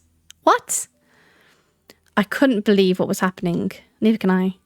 Emily was next to me on the bed in her underwear, and I could hardly do anything. Emily, what are you doing? I thought it would be a nice way to end the night. Emily, I think you are not thinking straight. I invited you to dinner, but with no hidden agenda. And even less for this. I thought we felt the same way. That you liked me. Even... Emily. Since I've met you, everything has been very complicated. Of course I have feelings for you. That's obvious. But I can't ignore everything that has happened since we have met. Do you think I have forgotten? In all this time, I've had a hard time trusting anyone. Even those who are supposed to be my friends. I was always on the lookout in case they might be collaborating with Seth. But one day, some idiot tried to take a coffee from me in a coffee shop. And without hardly understanding why, that idiot is the only one I can trust. Even love. Emily. Don't worry, Thomas. I'm leaving. Emily, wait. I'll confess that I feel the same way about you. Even when you took that out of your bag. I'm sorry. I really am. I understood what you wanted to show me. Your helplessness. But it's something I have a hard time letting go of. Thomas, I have moved to a new city. I was so afraid that Seth might follow me. I didn't tell anyone where I was going. I simply wanted to start a new life. I didn't even plan to see you again, no matter how much it hurt. And just when I thought I could start fresh, you knocked at my door. If that is not destiny, I honestly don't know what else could be. At that moment, Emily approached me. She started kissing me. And finally, we ended up spending the night together. Like spending the night together, or... I know you've told me this before, but I still don't understand how, after how she made you feel, you ended up having an intimate relationship with Emily. I could tell you a million excuses. Alcohol may not have let me think clearly. In no position to contradict Emily, as she was really insistent. I just got carried away. But if I look inside myself, honestly, I wanted to be intimate with Emily. It's only natural, Thomas. Although in an unconventional way. After all, you were in love with Emily. But I admit that I didn't want to complicate things. I had escaped from a city to forget all that with her. And 5 minutes later, I was in my new apartment with Emily lying on my bed. It's not the most common, of course, but in the end, our subconscious is madly searching for what it wants. Maybe you didn't realise at that moment, but it is likely that she ended up in that city because of something you told Emily at some point. Or destiny had pulled its strings so that you could be together.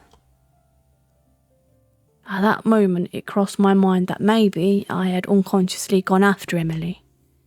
But soon after I put that out of my mind, I didn't want to be with someone who could directly put me in danger, either because of her own life or on her own. That's understandable, Thomas. There is a question I wanted to ask you. If you don't want to answer, you don't have to. You don't have to. But it would be really interesting to know what kind of chemistry you had with each other. Sure. How was your intimate relationship? Did you connect? That's possibly the weirdest thing of all. Why? Because I don't remember. So you don't know if you had a relationship with Emily? Yes, we did, or at least I think we did. Emily, the next morning, told me that it had been something very special for her. She gave me some details, so to say, about what happened during the night. Did you lose consciousness? No, of course not. According to Emily, at first I was really active after drinking some water, but when we finished, I just fell asleep. It hadn't exactly been a relaxing day. And from what I know, you're not used to drinking. Very little, only in this type of occasions, and apparently one while he's playing games. What happened the following morning? Actually, it was all really simple. I confessed to her that I thought it had been a mistake, that it had been something special, but that I thought it would be best if we were only friends. Emily, how did she take that? Pretty well. She even apologised. She told me that she knew I was not in the best of conditions and that maybe she had insisted too much. I understand. On another note, I understand that the reunion with your friends in the new city went well. We're just going to gloss over the whole iffy consent there for poor Thomas. Well, I suppose he did say that he did want it. It was the best thing that ever happened to me. After so long living alone, with virtually no social interaction other than with people at work, it was a breath of fresh air. I would like to chat about them so we can get to know them better. How is your relationship with William? William is one of the people I admire the most. As crazy as it may sound, Kate did not introduce me to William. But wasn't he her brother? I assumed Kate had introduced him to you. The truth is that it was a great coincidence. William was making that game that would go viral a few months later. The thing is that Kate was helping him test it, and I saw that in his Discord he was playing Electrician Simulator. I looked up the game and saw it had a demo, so I gave it a try. Really liked the simulator genre, so it caught my attention from the first second. The game was really fun, and I started to be active in the game forum. As William responded on the forum to find out what people thought, we gradually became friends. And did Kate know? One day she saw me playing the game, and in one of our conversations while playing online, she told me that she had seen me playing. I told her that I really liked the demo and that I was looking forward to the release. There she told me that her brother was the creator, and I told her that we had been chatting on Discord and playing online for a while. The truth is that it was a rather curious coincidence. It is. I expected your relationship with William to be much more conventional. When I've mentioned it at work, people often find it hard to believe. But it was just as it was. Repositioning self. Oh my goodness. What about Kate? You told me that you met her on the internet, but that you had not met much.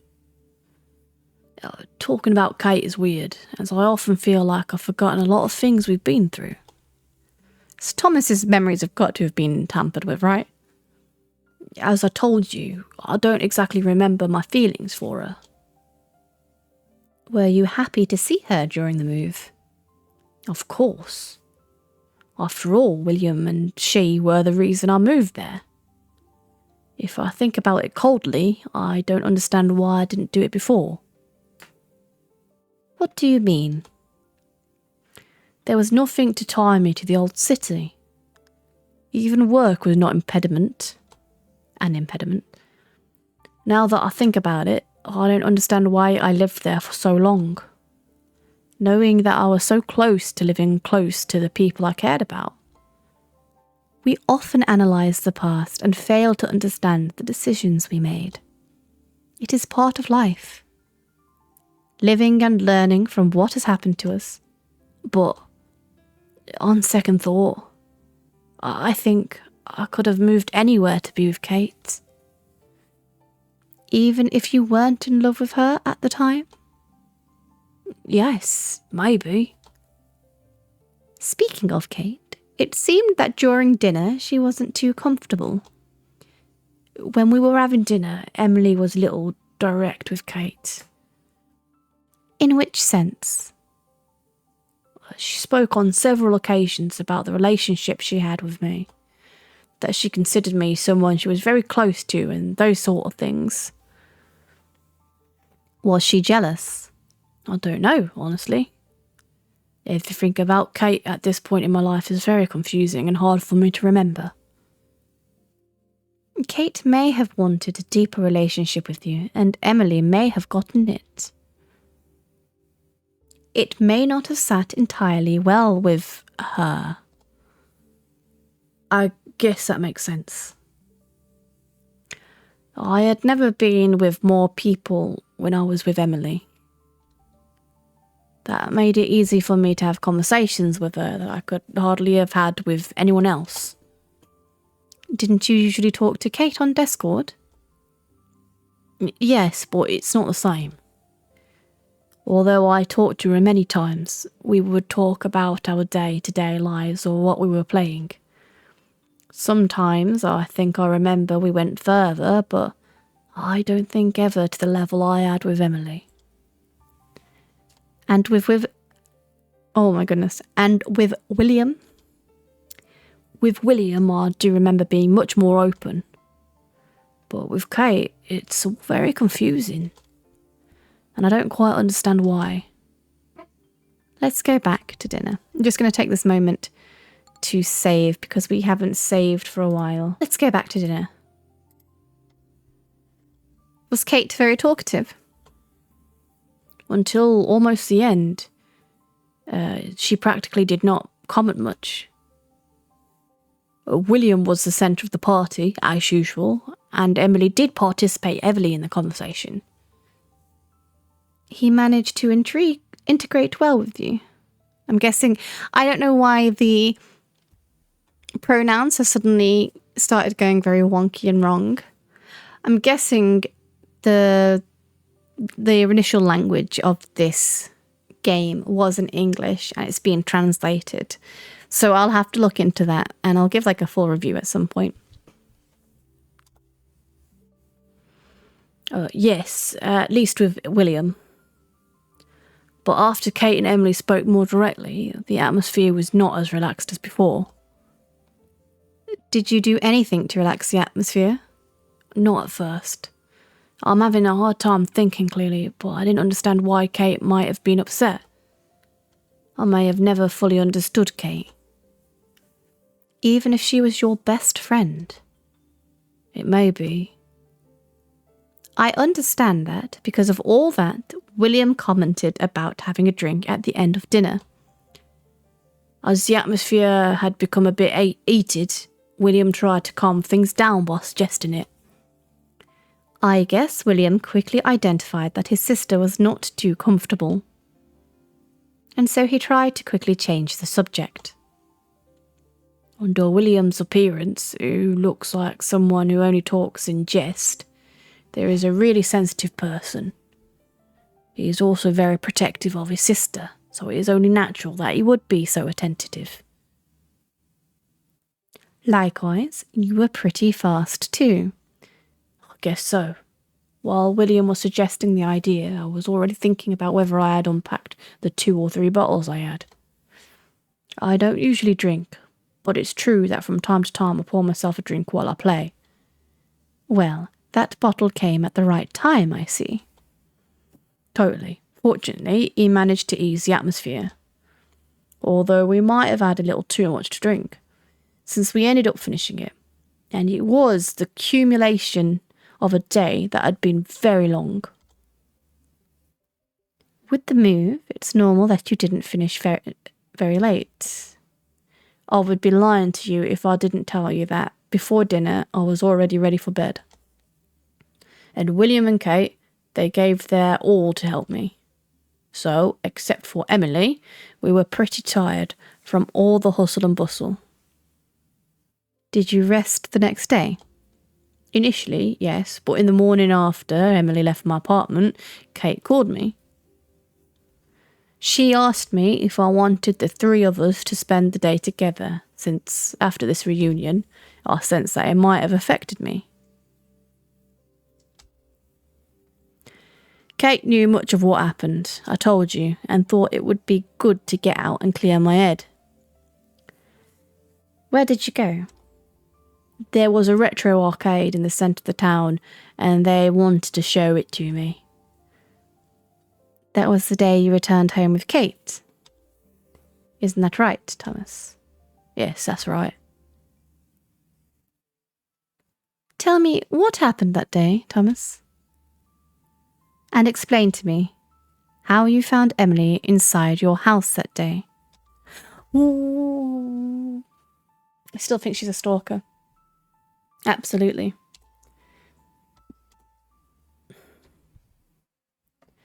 Oh, let me just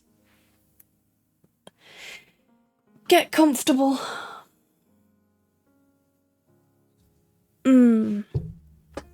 I am intrigued about the plot of this story, but the typos are making it so hard to immerse myself, which is a shame.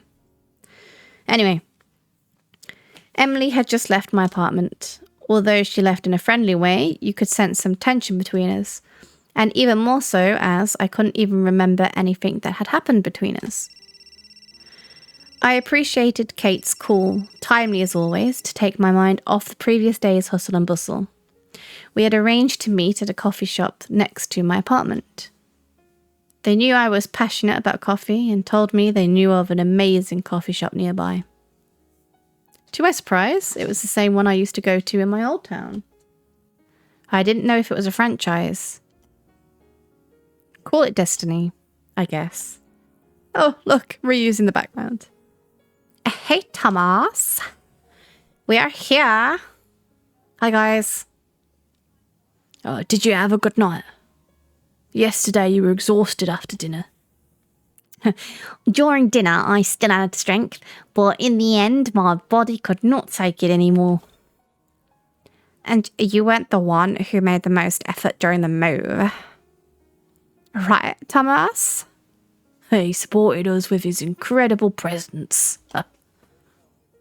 Every group needs someone to cheer the others. I sacrificed myself to assume this great responsibility. We bursted into laughter. If it weren't for William, Kate would surely have been much more tense about what happened the day before. Have you ordered? We already have our coffees, and we have already ordered yours. I don't think the barista even knew that could be done. Not everyone is prepared for a palate as... What? A palate as fine as Thomas's. Someday I'll get you to try it, and you'll see that you won't want anything else. Better sit tight, Thomas. American with coconut milk. Just in time. Well, how about Emily? There was a brief silence of a few seconds until I finally decided to respond. I didn't expect to find it here. It was a rather strange situation. What I don't get is why you invited her to have dinner with us. After everything you had told me? I think I'm missing out. What happened with Emily? Actually, I only know Emily from 2 specific moments of my life. The first time I talked to her for a whole morning in a coffee shop, practically identical to this one. And she ended up running away from there when she heard the police sirens. She was a fugitive. The second time, she explained why she ran away. And it was out of fear of her, at the time, partner. That's too bad. So if Emily is the victim in all of this, why is it so weird that you were nice to her? Apparently something happened that second time, but Thomas hasn't told me what it was. Let's just say I didn't like what I found out about Emily. And that when I did, I decided to get away from her as soon as possible. I can't imagine what could have worried you so much about her. But if your reaction was that, you really must have had a good reason. Kate's look showed concern. The tone of voice in which she spoke was delicate, as if she believed that a bad word would hurt my feelings. I don't know if I did the right thing or not, but at the time I didn't want to face that kind of situation. It might have been selfish, but I wasn't ready. But you truly left me intrigued. But if that's what you felt at the time, if you want to get away from her, you can crash at my house. Tomorrow, real estate agents Kate and William set out to find a new apartment. Don't worry, William, thanks. When I went up to her apartment yesterday, she explained some things I didn't understand. Truth be told, I really want to believe her. You know you can count on us, right? I know. That's also why I decided to move here. After a few seconds of silence between us, William finally stepped in to save the situation. Chop chop, we have a busy schedule today. What's on the agenda? There's a retro arcade downtown and we thought you'd fancy going there. And then we were going to stop by the bookstore. Why? Are you going to buy something? And possibly you too. You are all over the place, aren't you? At that moment, I understood everything. Brad Sanders' new book. Indeed. This time, it has taken him quite a while to release a number of his books. 2 or 3 months since the previous one. 2 or 3 months. Definitely Brandon Sanderson. And this one being called The Storm just makes me think of the Stormlight Archives by Brandon Sanderson. You can tell he is out of shape. The 3 of us started laughing. I regained my spirits and remembered why I was there. And we headed off to spend the morning in the arcade. We arrived at the arcade. As I walked through the door, it looked like I had travelled back in time. Machines that I hadn't seen since childhood, which were old even then. Luminous marquees with games that were the king's more than 3 decades ago. And to top it off, the owners of the place, from time to time, set the mood with a little smoke. As in concerts. I think that they wanted to represent as faithfully as possible what an arcade was like in the 80s or 90s. And as tobacco is nowadays forbidden in these kind of places, they had that idea. What do you think of this ode to video games? I had no idea this place existed. Did we surprise you? Completely. And best of all, you can play on the arcade as much as you want. The entrance fee allows us to stay here all morning playing as much as we want. I like that even more. If you excuse me, I just saw that there's a Street Warriors 2 tournament and... Oh. It's time to show everyone who's been the king of this game for more than 20 years. Oh, William, stop killing me. Don't come back without a trophy. Count on it. Kate and I were on our own. It was the first time we were going to be without William since I had arrived in town. Ooh. And I think it was what I had truly been waiting for all this time. There, I think he does like her, and Emily's got some weird power over him. Would you like to play Final Punch? Ever since you watched that anime, that's all you think about, isn't it? You got me.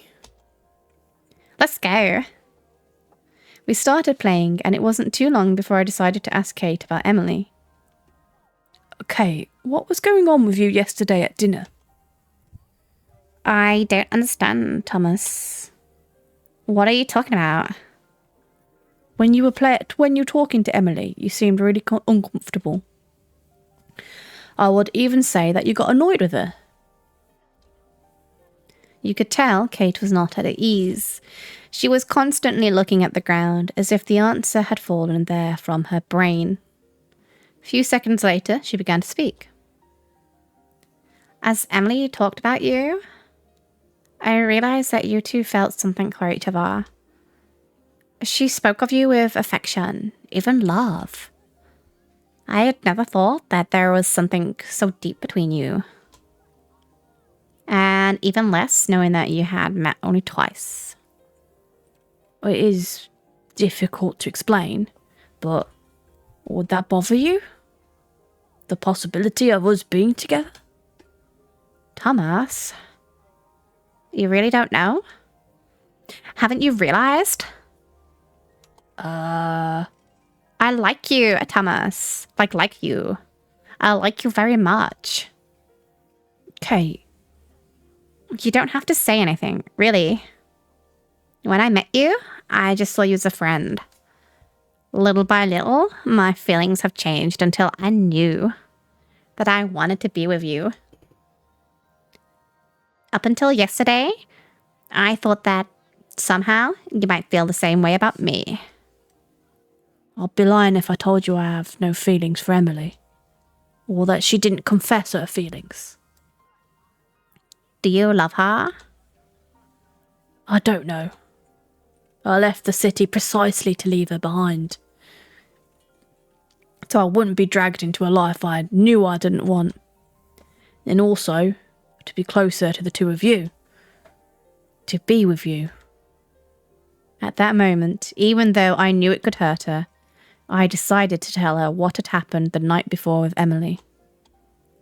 But yesterday, when you left, Emily carried me to bed, as I was very tired. She was very strong, muscles like John Cena. And although I remember practically nothing of what happened, we ended up spending the night together. There was a dreadful silence. I didn't know what else to say. It seemed that Kate wanted to say something, but no sound came out of her mouth. I knew it would hurt her. But I also knew she should know. I'm sorry, Thomas. I need a minute. Kate got up and hurried to the restroom. I knew I had to tell her as soon as possible, and I don't think there was any way in which I could sugarcoat what had happened. Minutes later, she came back, more relaxed, and without giving me much time to say anything, she asked me directly. Did you love her, Thomas? I regret what happened, Kate. I told her this morning, and she also agreed that maybe she had pushed me too hard, and even more so knowing that it was not right. Thomas, what happened to make you run away from your city?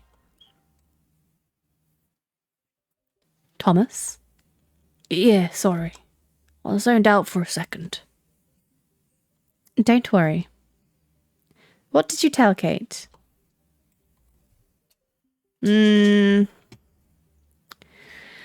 At the moment, I think she is someone that we want to forget. Honestly.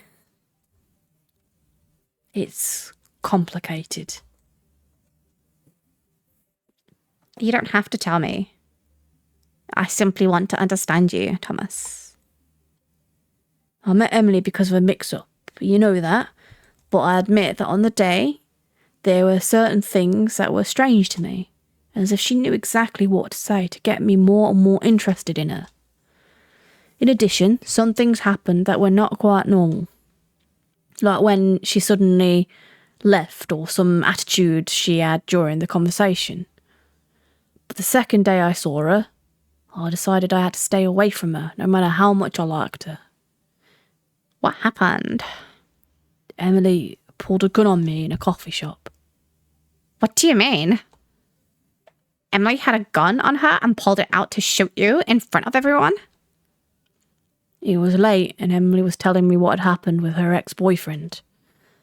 I told her that she had to get away as far... Hold on, what?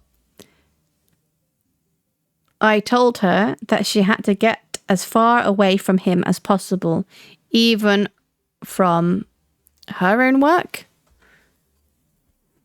Ah, there we go. Yeah. Okay. That would explain it. Maybe I should have been giving Kate like a Spanish accent then. Her ex-boyfriend worked in shady business and Emily had gotten her position thanks to Seth's shenanigans. I understand. Emily became nervous and pointed a revolver at me to show me how helpless she felt. There was no one in the cafeteria and the waiter was packing up. But he could have killed you. I knew she had a gun with her from the first time I saw her. It also told me that he was carrying it unloaded, but I didn't want to get involved with someone who had pulled a gun on me, and I decided to leave town. I don't know what to think. It's complicated. That's the reward that popped up, or the achievement. Oh, I'm sorry that happened, Thomas. I guess I thought I was over it. But when I saw Emily upstairs, all those memories came back without being able to stop them. And on top of everything that happened afterwards, it made the situation not much better. Does she want something else? The next day I didn't remember anything. Emily was the one who told me everything. We talked calmly and I told her that it had been a mistake. Kate, I really don't want to be with Emily. But I can't tell you exactly how I feel about you either. Thomas, I will always be here as a rebound. You know that, don't you? Thank you, Kate. And if at some point, I will be waiting for you. Even after knowing everything you have told me. At that moment, William appeared. He did not look very happy. This is the last time I enter a Street Warriors 2 championship. What happened? One player started mashing buttons, always throwing me the same attack from far away. It was impossible for me to know what he was going to do, and I got eliminated in the third round. You could cut the tension with a knife. After the conversation with Kate, we were both still at a loss for words. You are very quiet. Did the cat bite your tongue? Don't be ridiculous, William. Why didn't you get past the first screen of Final Punch? Did you get so caught up in your conversation that you forgot about the game? Something like that. Shall we play a few more games and go to the bookstore? Of course. We spent some more time playing on various arcade machines. Little by little, Kate and I went back to normal.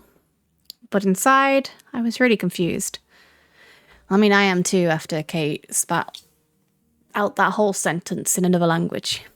As I told you, I didn't know what I felt about Kate. We arrived at the bookstore. I confess that seeing the shelf with Brad Sanders' featured books again didn't do me any good. Although this time, the company, it was very different. I think I have to reread the previous book. I think I have to reread the previous book. It's been too long since the last one. But the last one was a few months ago, William. In Sanders' years, and that's almost decades. You're absolutely right. Thomas, what happened the last time you bought the last Sanders book? You told us something. Kate was more relaxed than in the arcade. Fortunately, her cheerful mood was back, and I was able to give a break to feelings I didn't know how to sort out. Have you got your bulletproof vest with you? Why? Kate quickly looked at me quite worried. I didn't know what William was talking about or why he had made such a comment. Did he know about Emily?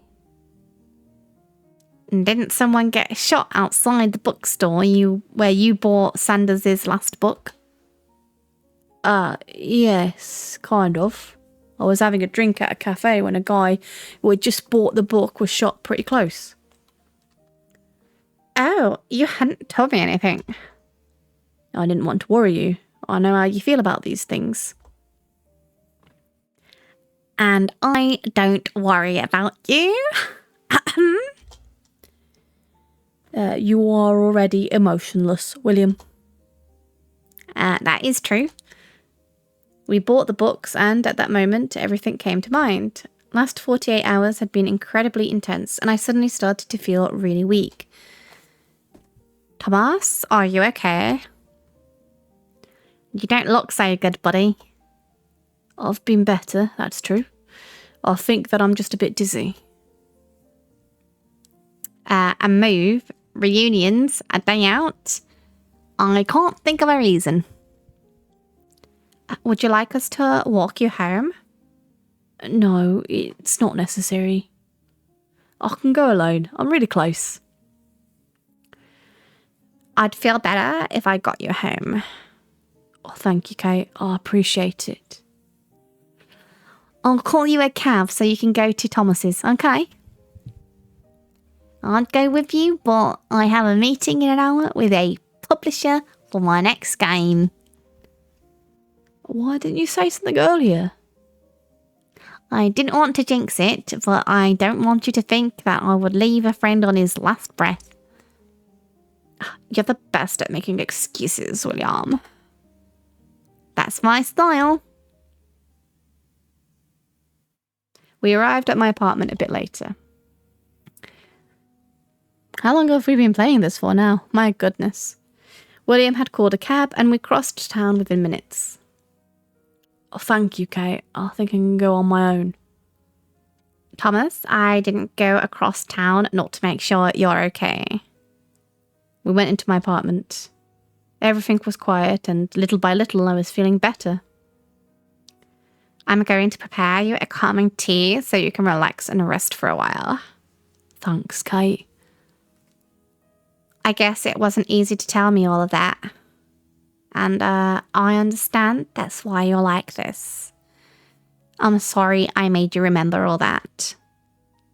The day Emily pointed that gun at me. It was the day Brad Sanders' previous book was released. Oh. Is that why you started to feel weird? Because William asked you about it? Yes. Actually, since we talked in the arcade, I started to feel better. I guess I didn't want to hide what had happened with Emily. Especially not to you. I appreciate that you decided to trust me. Even after what I told you. First and foremost, you were my friend. My best friend. Aww. At that moment, Kate and I hugged. Look at that. Is Emily going to burst through the doors now and be like, what on earth are you doing with my Thomas? I felt Kate's tears on my shoulders. Kate had also endured a great deal in the last few hours. She had managed to open up to me. Ooh. And my answer hit her like a ton of bricks. And I felt like I might be throwing away the chance to be with someone. That was really worth it. A few minutes passed. I drank the tea while chatting with Kate about unimportant things. I was trying to understand why I didn't feel for Kate the same way I felt for Emily. I think I've had too many emotions for today. I'll take you to the bedroom so you can rest. Oh, it will be the best. I opened the bedroom door when we saw somebody within the darkness of the room. It was Emily. She was crying, sitting on the bed. What are you doing here, Emily? How did you get in? The doorman lent me the keys to your apartment.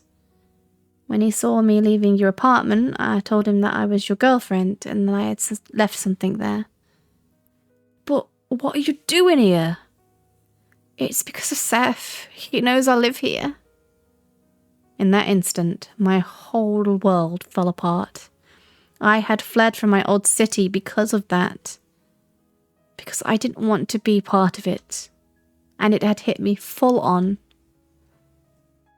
Did you see him? Did the police tell you? I've seen him lurking in the street from the window. He was at the cafe across the street the whole afternoon. I guess he was waiting for me to come out. I don't know how he found me, but he did. The only thing I could think of was to come here, because if he's made it this far, he'll know in which floor I live. Thomas, I think I'm the third wheel. No, Kate, please. You're already with Emily. If you need anything, just give me a call. Kate.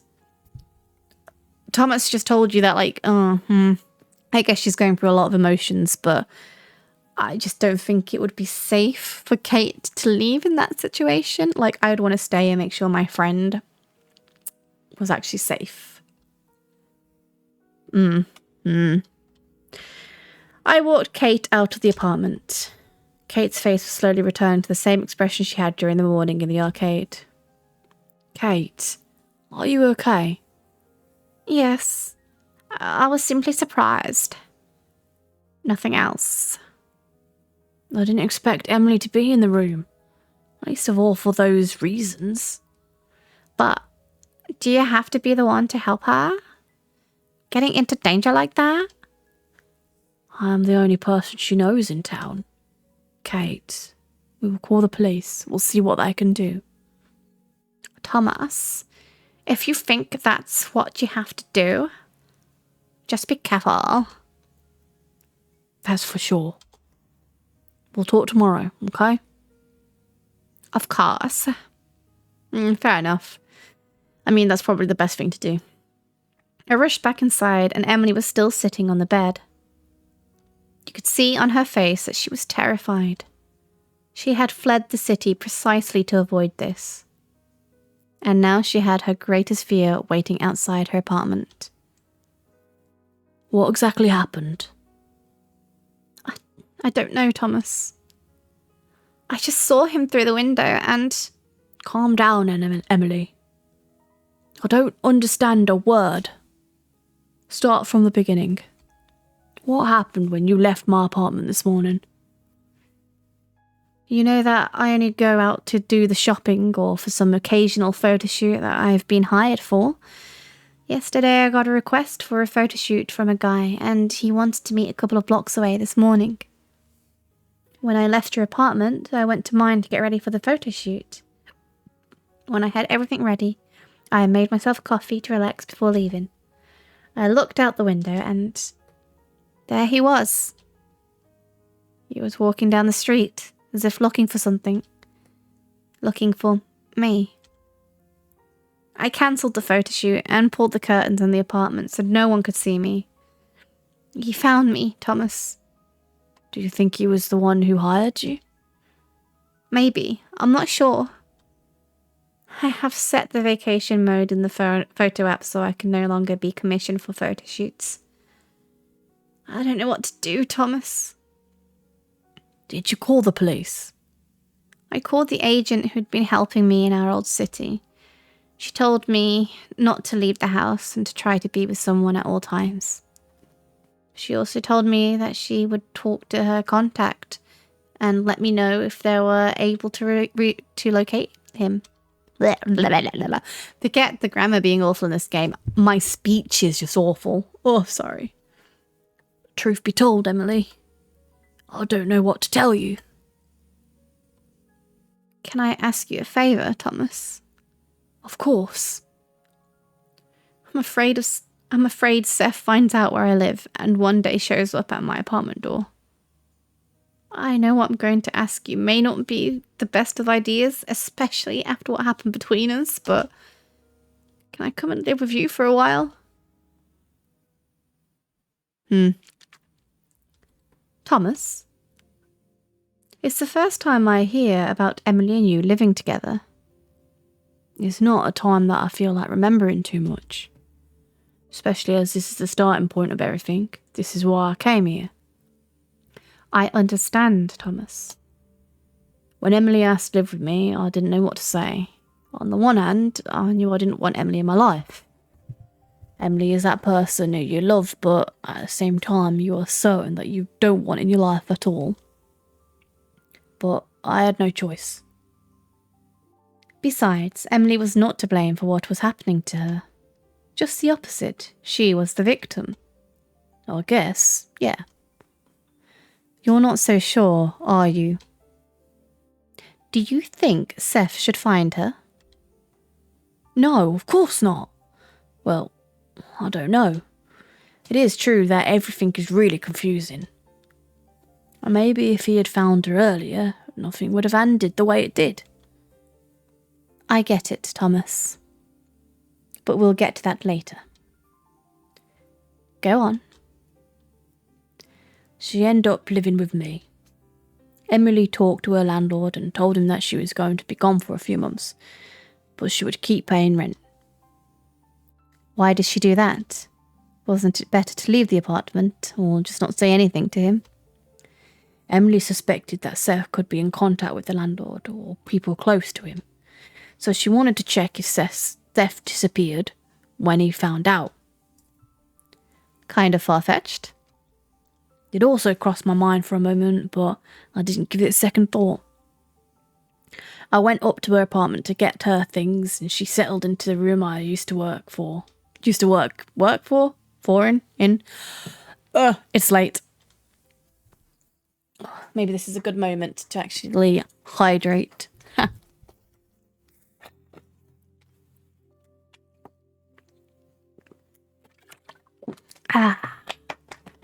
Nice, refreshing Pepsi Max. Totally not sponsored. Since there was a small guest bed in that room, there were no major problems. I see, so she's staying in the room where he works. Emily's apartment was then empty, but she kept on paying rent. Isn't it? Exactly. Emily also thought that Seth might, at some point, try to get into that apartment, so we set up a camera. That way, if we saw him, we could call the police. Smart, actually. Emily was really well prepared. Then we were preparing everything. She seemed confident, as if she had been planning all that for a long time, or as if she was used to it. When your life is in danger, the mind gets ready for anything, entering into a flight or fight mode. It may be. Did you live together for a long time in the end? Not so much, just enough to make it difficult. What do you mean? Was it difficult to live with Emily? It was complicated. Most of the day it was like living with a friend. I was the one who went out to buy food and other things we needed. She was in charge of doing the housework. I suppose it was because Emily could not leave the house for her own safety? Exactly. In the end, the priority was Emily not to be seen by Seth for a while. The problem was those days when Emily acted as if we were a couple. In which way, Thomas? Sometimes she would call me pet names. Some other times she talked to me as if she was in her own home, forgetting that she was in my apartment because I was helping her. I don't know, things like that. This is getting very strange. Well, after all, Emily had feelings for you. She had already told you. Yes, of course, but we had already agreed that what happened that night was a mistake, and that it was better to be friends. It's one thing to say, Thomas, but feelings are complicated to control. Anyway, it was quite a complicated situation to let her behave like that. Each person faces dangerous situations in a different way, Thomas. Emily, at best, coped with it by trying to live a normal life. And what's more normal than living with your significant other? It makes a lot of sense, but it was very confusing, especially because Thomas wasn't in a relationship with her. I guess it was a hard blow for Kate. It was worse than I had first imagined. At first, Kate would come home, but her tension with Emily grew and grew. Worse than moving day dinner? That day I thought it was a one-time thing, but whatever Emily said, Kate misunderstood it and looked really uncomfortable. What kind of comments did Emily say that made her uncomfortable? Emily could comment on something related to the day-to-day. Or she would grab me by my arm or something like that. I understand. It's normal, knowing how she felt about you. No, it just sounds like she was being possessive and ruining a chance of Thomas to have a real relationship because Emily wanted to be with her. I don't think that's a good thing. Or a healthy thing. The worst part was that there was nothing I could do to fix it. I was a prisoner of a situation I had not even chosen. As the days passed, Kate stopped saying she would drop by. And in less than a week, she told me that she would no longer be coming home as long as Emily was there. That it hurt her very much to see her, and that she would rather not to suffer like that. But you kept on hanging out, didn't you? At first, yes. Sometimes with William, and sometimes just the two of us. There were not too many problems. In a very short span, we had gotten used to seeing each other almost every day. A few weeks later, Kate stopped looking forward to our meetings. She made all kinds of excuses. If it hadn't been for William, I don't think I would have seen her for a long time. Thomas, Kate's feelings for you were very strong. She had to fight with someone who made you feel exactly like that. Someone who, on top of that, you couldn't ignore anyway. Someone who needed you. It must have been real hard for Kate. Did you manage to get your feelings in order during that time? No. When I think about the time I spent alone with Kate, I just remember it was the best time of my day.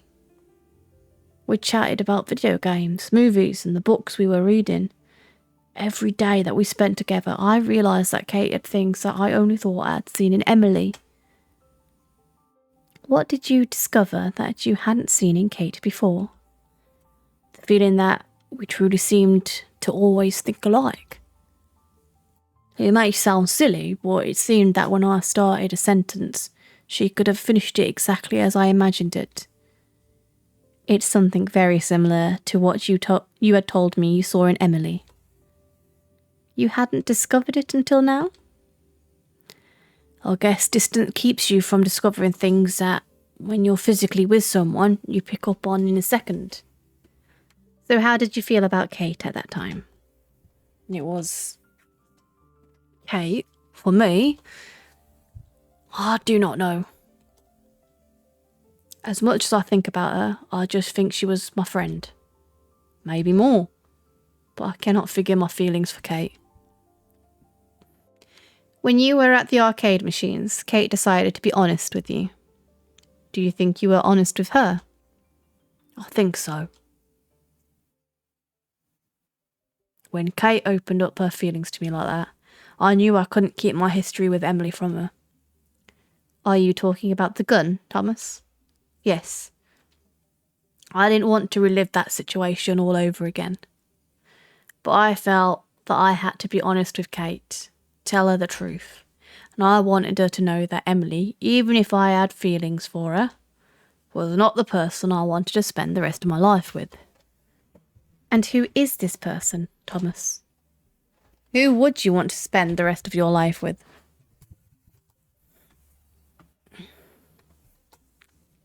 I'm beginning to think that. Maybe with Kate. Yes. You told me that when Emily started living in your house, it was only temporary. But I don't quite understand. How could you know if Seth would leave or if he would break into her apartment so you could call the police? Oh my gosh, the police. We knew Emily would no longer be able to return to her apartment. Even if Seth no longer thought she lived there, going back would be too dangerous. So you were simply waiting for things to calm down. And even be able to look for another place to live. Exactly. But it was complicated. Her contact at the police told him to continue living with me. Told her to continue living with me. We put up for a for rent sign on her apartment. I don't quite understand that. Did you want to rent Emily's apartment? No, it was simply another trap for Seth. If anyone was interested, the number listed was the one of Emily's contact at the police. If it was Seth, they would immediately go after him. I understand. Not only that, Emily's lease did not state that she could not sublet any rooms. So, considering that she had told the landlords she would be out for a few months, well, it was not so rare. Not even for the landlord. Then, how long were you going to be waiting for Emily to be able to move in? Because time could simply pass without Seth showing any signs of life.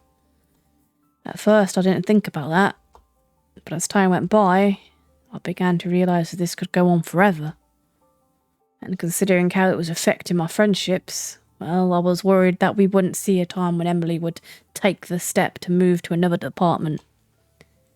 Or to start fresh again. By the way, Thomas, I have a question. Did you pay for everything? Wasn't Emily working doing photo shoots? During that time, Emily continued working, but not doing photo shoots. The majority of her income was from work she did on photo retouching websites. Anyway, I was the one who did the shopping. She was already paying her rent, so I never said anything about giving me any money. And did she happen to say anything? Not directly, but she suggested it a couple of times. I simply told her that it didn't matter. During all that time with Emily, did anything happen between the two of you again? Something like what happened at the moving night? Are you asking if she ever make a move on me? Yes. Several times. As I told you, Emily often confused to stay in my apartment. She thought we were just a normal couple. Sometimes she'd come with me to my bedroom quite naturally, arguing that she didn't want to sleep alone. Other times she would appear next to me half naked, like the night of the move. She would talk to me, tell me that we both felt the same way about each other, but I always tried to make the situation clear. I used to tell her that she was in a quite delicate moment of her life, even mine, and that I didn't want to complicate things more than necessary. After a while, things calmed down, and we didn't talk about it again. According to what you told me, Thomas, there was a day when Emily robbed your relationship with Kate in. Yes. What triggered that argument? Well, it was the day Emily confessed to me that she was pregnant. What? It's another big twist. Oh my goodness. Jealousy. I'm not surprised. I confess that when I woke up that day, I didn't expect it to be the day my whole life would change. It was the weekend, and fortunately, I didn't have to work. It had been several days in which I had been a bit distant, even with Emily. We had the final deadline of a project at work, and during all that time, I had only separated from my laptop to get something to eat. But that day, at last, I could chill for a while. Or so I thought as I was leaving my bedroom. Good morning, Thomas. Hi, Emily. Did you manage to finish last night what you were working on? I heard you went to bed very late. Yes, luckily. I had little left, so I was working up until quite late at night. But at last, I am now free. Now you have the week off, right? Yes, kind of. I worked overtime a lot, so I have some free days now. I have 7 days accumulated to relax and rest. Had you thought of something to celebrate? Well, I was planning to chill at home today. I'll play something and I'll give William and Kate a call to see if they feel like going out to have dinner. Will they come home? I don't think so. William had talked about a new Indian restaurant that opened downtown. But does William know you don't like Indian food? He made me promise to give it a chance. Not that I'm looking forward to it. Bring me some when you get back. Now I'm in the mood for Indian food. Yeah, sure. I'll bring you something with tikka masala or some samosa. That's the only thing you know about Indian food, right? You saw through me. We both started laughing. The light-hearted moments with Emily could often be the highlight of the day. They tended to be quite short, though. Look, I'm going to bring a bottle of Fenny. I do understand about that. Fenny? What's that? A quite famous liquor in India. Well, there's no need, Thomas. With some vegetarian samosas, I'll be more than happy. I don't understand. Don't you want to try it? It's not that I don't want to. It's just that I can't. Is something wrong? Are you taking any pills? No, it's not that. Since we have been living together, our relationship has become cold. Distant. We have had a difficult relationship, so to say. I know. But I thought after what happened that night, we had managed to connect in a deeper way. We have already talked about it, Emily. It was a mistake. I was not precisely at my best, and you may have pushed me harder than you should have, especially because of the state I was in. I know, Thomas, but things have changed since that day. What has changed? That happened 2 months ago? I haven't been feeling quite right lately. And I ordered something on the internet. You knew they couldn't see you, Emily. You are endangering us all.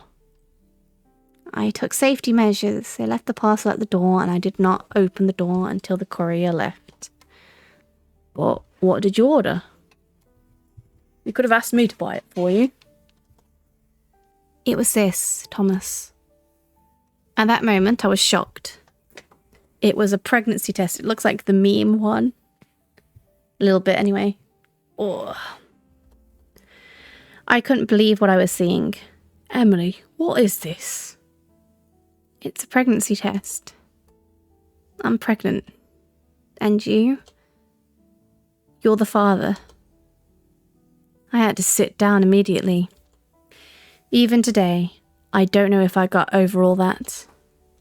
But before that night, Thomas, since Seth has disappeared almost a year ago, I had not been with anyone. Emily, I need to think. Of course. I quickly went to my bedroom. I had never felt this way before. Trapped by a decision I don't even remember making. From someone I had wanted to forget months ago. Calmer, though with trembling hands, I texted Kate. Wow. I didn't know exactly what I wanted to tell her.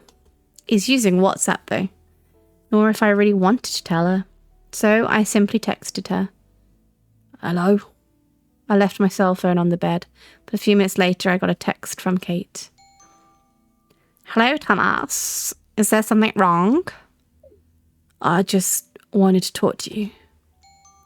Okay. Today something happened to me and I wanted to talk to a friend. Has something happened with Emily? Are you okay? I'm fine, yes. It's just I've just found out something that I'd like for it to be a dream. Is Seth back? No. Can we meet? I just feel like meeting you right now. Of course. Shall we meet at the arcade? It's a good middle ground between my apartment and yours. Perfect. I'm on my way. I took off my pajamas and put on the first thing I saw in the closet. I hurried out of my bedroom, ready to walk out the door without a second thought. But as soon as I opened the door to my room, there was Emily. Thomas? Are you okay? I just need to clear my head. Of all the things I expected to hear today, this was not one of them. I didn't expect it either, Thomas. At that moment, I lost my temper and, raising my voice louder than normal, I told Emily everything that I was feeling at that moment. Emily, I was drunk. You pushed me and you didn't even take any precautions. I was in no condition. I don't even remember anything beyond saying no to you several times. Do you think you're the only one who feels like that? Seth is somewhere and I don't know what to do. Oh my gosh, she keeps using Seth as an excuse. I didn't even know Seth is real.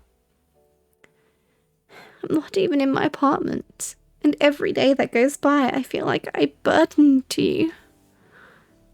And to your friends. At that moment, my cell phone rang. Kate was calling me. Emily could see who was calling me. And at that point, she also began to raise her voice. It's because of Kate, isn't it? What are you talking about? If it weren't for Kate, it might even have been good news. I thought there was something between us. At that moment, Emily grabbed the cell from my hand, and she quickly sought out my conversation with Kate. Was the news so horrible that you wish it was just a dream? Emily, please. You're going with her now, aren't you? Goodbye, Emily. I quickly snatched the cell phone from her hands and slammed the apartment door. I closed that door with no intention of opening it again. What was I supposed to do? I was completely overwhelmed by the situation. I arrived at the arcade. Kate was on one of the benches in the food court. Her face, when she saw me, changed from a slight smile to concern. What happened, Thomas? You don't look well. I didn't know who to talk to, Kate. The situation with Emily. I don't know what to do. Since you started living with her, I confess that I have been avoiding you. I guess you could have used a little support. No, Kate, you're not to blame for anything. It's just that something has happened. You said something before while texting. What happened? Emily is pregnant. Even though we were in a room full of noise and music, at that moment, I noticed a silence that flooded the entire room. Kate's face was completely blank. Her eyes were trying to read me, but I didn't know what she was looking for. But has Emily been seeing anyone? No. According to her, in the last few months she was only with me that one night. Kate made a move as if she wanted to leave, but quickly stopped. What do you want me to do, Thomas? Why did you want to see me? To give me the wonderful news? To tell me you were going to be parents? Kate, you know what happened that night? I just know that you've been with her all this time. With a girl for whom, on top of everything, you had very deep feelings for. A girl who, right now, may be desolate in your living room. Sorry, I shouldn't have called you. A few seconds passed, the longest seconds of my entire life. But then a calmer Kate took over the conversation. You know this has been very hard for me to hear. But I get that for you, it has not been any easier. Shall we go somewhere quieter? When you told me you wanted to talk, I thought you might want a more relaxing setting. I didn't expect for you to tell me something like that. Of course. Along the way, none of us uttered a word. Although the tension in the atmosphere was no longer so high, that short walk to the cafeteria helped us put our thoughts in order. What are you going to do, Thomas? I don't know. Thomas, Emily is not to blame. I mean, she sort of is. I wasn't myself, but it does take two to tango. And we are seeing this through Thomas's eyes. She could have stopped or taken some precaution.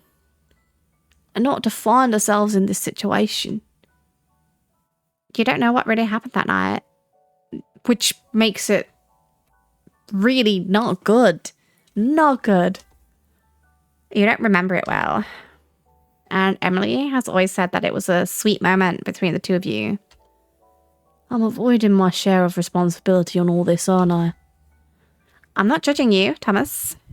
I just know that as much as Emily isn't exactly my best friend, now maybe the best place for you to be is next to her. They do need to figure it out together. Those last words were virtually unheard. As Kate told me about Emily, you could see she was breaking more and more inside, trying to put herself in my shoes. And even in Emily's. Sorry again, Kate. We will have time to talk. Have you made up your mind about what you are going to do? Yes, I have to go back. Thomas, just one thing. What is it, Kate? I want you to know that, as hard as it is for me to say, I will always be by your side. I know, Kate. Everything I've told you about my feelings for Emily or for you, it has not changed at all. Even if that means complicating things even more. It would be great if we could just change our feelings with a click, wouldn't it? As if we were in a video game. Kate's face showed a slight smile, even understanding. It is a pity that life has no checkpoints. That there is no respawn point to change our actions and decisions. I have to go, Kate. I know. Every step I took towards my apartment became more difficult. Although I had managed to put my emotions in order. What should I do? It was in front of my apartment door. I knew that I assume that was I was in front of my apartment door. I knew that the responsibility for everything that had happened was Emily's, but it was also mine. Not only that, I had blamed someone who was going through the worst time of her life. Someone whose main flaw was to have fallen in love with me and took advantage of you. Besides, she had tried to suppress her love for me, even though she knew it was mutual, because of fear of what it might entail. I reached into my pockets to get my keys. Undecided, I knew what was waiting for me behind the door. Then, without warning, a dry sound was heard upstairs, at Emily's apartment. I always carried keys to both apartments with me, just in case, so I quickly went upstairs. Once upstairs, I checked my cell phone. I like that it's the Brad Sanders book cover. There was no notification from the camera app. If someone had come in, we would have known. Emily hadn't called me either. I didn't want to worry her more than necessary, and even more so in that state. I went into her apartment and kept hearing the same noise. I checked everywhere, but I did not find anything. The noise was muffled, as if I were in a completely empty cathedral. At least there was no sign of Seth. One problem less. Finally, I had the sensation of hearing a faint dripping sound coming from the kitchen. I bent down, and finally there was the problem. The plumbing breakdown that welcomed me to my apartment had refused to be fixed. At that moment, as I was getting up, under the carpet that connects to the dining area, a rather strange rustling sound rang out. Ooh. Is something wrong, Thomas? What happened then? From here on, my memories. We are approaching the moment when your life changed completely. This is normal. Just try to make one last effort. What did you do at that moment? We are checking what's under the carpet. Absolutely. All the apartments in that building were very similar, and I was surprised that, under the carpet, there was a loose wooden tile. I carefully removed the carpet, as it was stepped on by some furniture. When I lifted the wooden tile, I couldn't believe my eyes. Inside a box, Emily's weapon. Oh, and all these pictures as well. What? Emily might be crazy. After all, she had never told me she would get rid of it. But in that box, there was much more.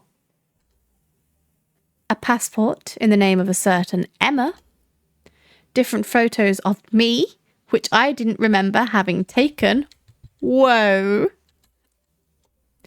As if she had been following me in the previous city. So she is a stalker. And several notes and notes where you could see lists of games and places I used to go. In addition to 2 small empty jars. At that moment, I didn't know what to think. Could I be misunderstanding everything? What was it all about? Who was Emily? I had to find out immediately. So I went determinedly to my apartment to talk to Emily. Secrets. What is Emily hiding? That's what's just popped up for me. I closed the door to Emily's apartment. The hallway remained quiet, as if nothing had happened. But then I started to hear loud banging downstairs, as if someone was knocking on a door with his fist with all his might. And before we had even made it downstairs, I began to hear a male voice shouting at the top of his lungs. Emma! Emma, I know you are here. Oh, I need to think of like a tough, gruff voice, if this is Seth. I hurried down the stairs. And as soon as I got to the hallway of my apartment, I saw him. Someone I would surely try to avoid on the street.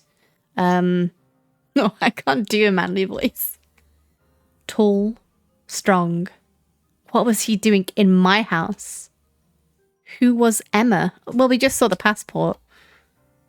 It could be... Hey, what are you doing here? He gave me a nasty look, as if all that was not with me. Who are you? I'm looking for Emma.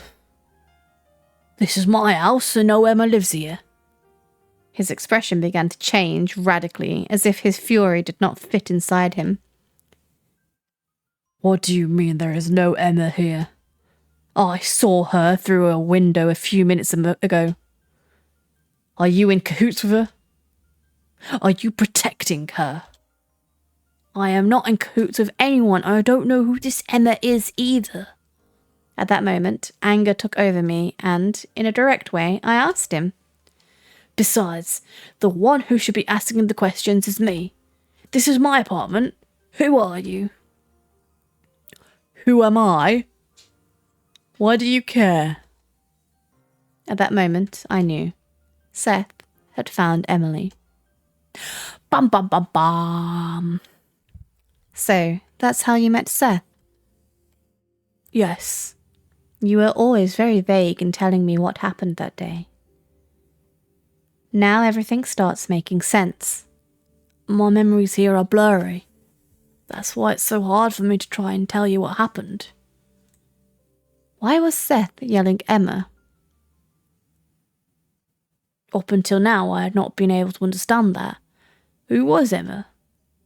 Why was he shouting that name to call Emily? It was clear that Emily's identity was added to the mystery surrounding her. But when I saw what was under the wooden tile in the kitchen, There was a passport with that name. Was Emily's true identity Emma? Why had she lied to me all that time? So I'm actually with Emily on this one. Like, yeah, 100%. You change your identity, wouldn't you? Like, that's just that. Who was Emily really? Or Emma? Could it have been a way to protect herself from Seth? The name in the passport was Emma, not Emily. If the passport was real and I had not seen one with the name Emily, the most logical thing is that her real identity was Emma and that introduced herself with a fake one. What reason could she have for doing that? To protect herself. We just said that. You met in a cafe. You met in a cafe by chance. I'm starting to think that maybe it wasn't such a coincidence, and that she didn't want him to be able to know who she really was. In any case, no matter how it was, Emily's cover had blown. Yes, when I realised who he really was, Seth, I knew everything would be over that day, one way or another. Before we move on to what happened with Seth, I would like to talk a bit further about some things. Of course. When you woke up that day and started talking to Emily, it was when she told you all that. That she was pregnant. Yes. Why did you react that way? You were really aggressive. I felt completely overwhelmed by the situation. We were talking in a relaxed way and all of a sudden she told me that. But it wasn't Emily's fault. I didn't see it that way at the time. I have no memory of the night I spent with Emily. I only remembered being very reluctant to want to be intimate with her. And I know she pushed me to make it happen. But you don't remember what happened next. So, after talking to Kate, I reflected on the whole thing. I didn't know what exactly happened, but I knew that Emily and I had to be together for all of it. You were under a lot of pressure. Actually, it took you very little time to react as you should have. I guess. But it wasn't worth much either. Emily was happy? With pregnancy? Yes. I never knew. Of course, when she told me, she had some emotion in her words, but I could never know if she had wanted to have the baby. You told me before, that your relationship with Kate had weakened, that she barely answered your messages. Why did you text Kate at that time? Because she was the first person I thought of. Many times I have doubts about what to do, who to trust, about what to say or who to say it to. When I found out that Emily was pregnant, I knew exactly who I wanted support from, who I wanted by my side. It may have been the only thing I did decisively that day. I have no doubt about that. And Kate was there? Yes. Although the relationship was weakened by everything that happened with Emily, Kate was there. And I understood her. If I had been in this situation, I don't know if I would have been so understanding, if I were her. How did Kate take it all? Bad. Incredibly bad. She was extremely kind. Kate understood all that. I had told her how it went that night with Emily, and that while I may have been partly to blame, in the end Emily was the one who wanted to force the situation. It is not an easy thing to rationalise. Indeed. It's clear that Kate loved you, even if it meant sharing you or even losing you. She has always shown it. Back to Emily. When do you think she became suspicious of all that? When we spent that night. Since I didn't remember anything, I didn't know if we had used protection. I didn't know if Emily took anything for that. Thomas should have asked her. And I admit that it didn't cross my mind up until she confessed all of that. See. But Emily should have known better. Of course, I agree. I never had the chance to ask her. Nor was there much time. But if she really knew about all that, why didn't she do something the next day? With any emergency contraception? Yes, it would have been the most logical thing to do. If she had purchased a pregnancy test online, why not do that? Thomas, many people have passed through here wanting to forget their past, and I assure you it is not as easy as you make it out to be. 1,000 things could have crossed her mind, believing that it was no big deal, or even wishing in her subconscious that it would happen. I hadn't thought of it that way. If there is something in the human being that is hard to understand, it is the brain. And it is in these circumstances that we understand it the least. Before going on with what you were telling me, the moment you met Seth for the first time, I wanted to ask you a question, Thomas. Why did you have Emily's house keys with you? Actually, that wasn't Emily's idea. It was mine. Emily didn't know you had a copy of her house keys with you? No. When I brought Emily's things down to my apartment, she gave me her key. But once we'd finished all that, she asked me to give it back to her. Before giving them back, I made a copy. Why did you do that, Thomas? I knew Emily didn't want me to do that, but I thought it was really important. Why? I was risking a lot for her, and it was important that, if Seth showed up, I could be prepared. But when I went upstairs and saw what was under that tile, not only the passport, I didn't know how to react. I didn't notice you saying anything special to me, Thomas. Emily had, in addition to the gun and the passport with the name Emma, much more. Notes with the places I used to visit. That could very well be the sites you had recommended her, couldn't it? Well, it's true that I think we had talked about all that, but what about the photos? There were pictures of me that I didn't know she had taken. I began to think the worst. Maybe there was an explanation for everything. That you exaggerated a situation that was not that big of a deal. I don't think Noah is a very good therapist. Something is not sitting right with me about Noah. After all, Emily was in love with you, and she worked as a photographer. She could have been preparing a surprise for you, or even something you had agreed upon that you didn't remember. Remember that you are here because many of those memories are fuzzy. Memories you don't have sorted out. It could be. So, at this point, I need you to tell me what happened that day. What triggered everything you're here for? The real reason I'm helping you. How did you kill Seth?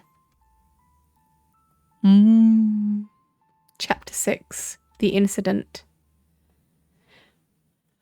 Oh boy.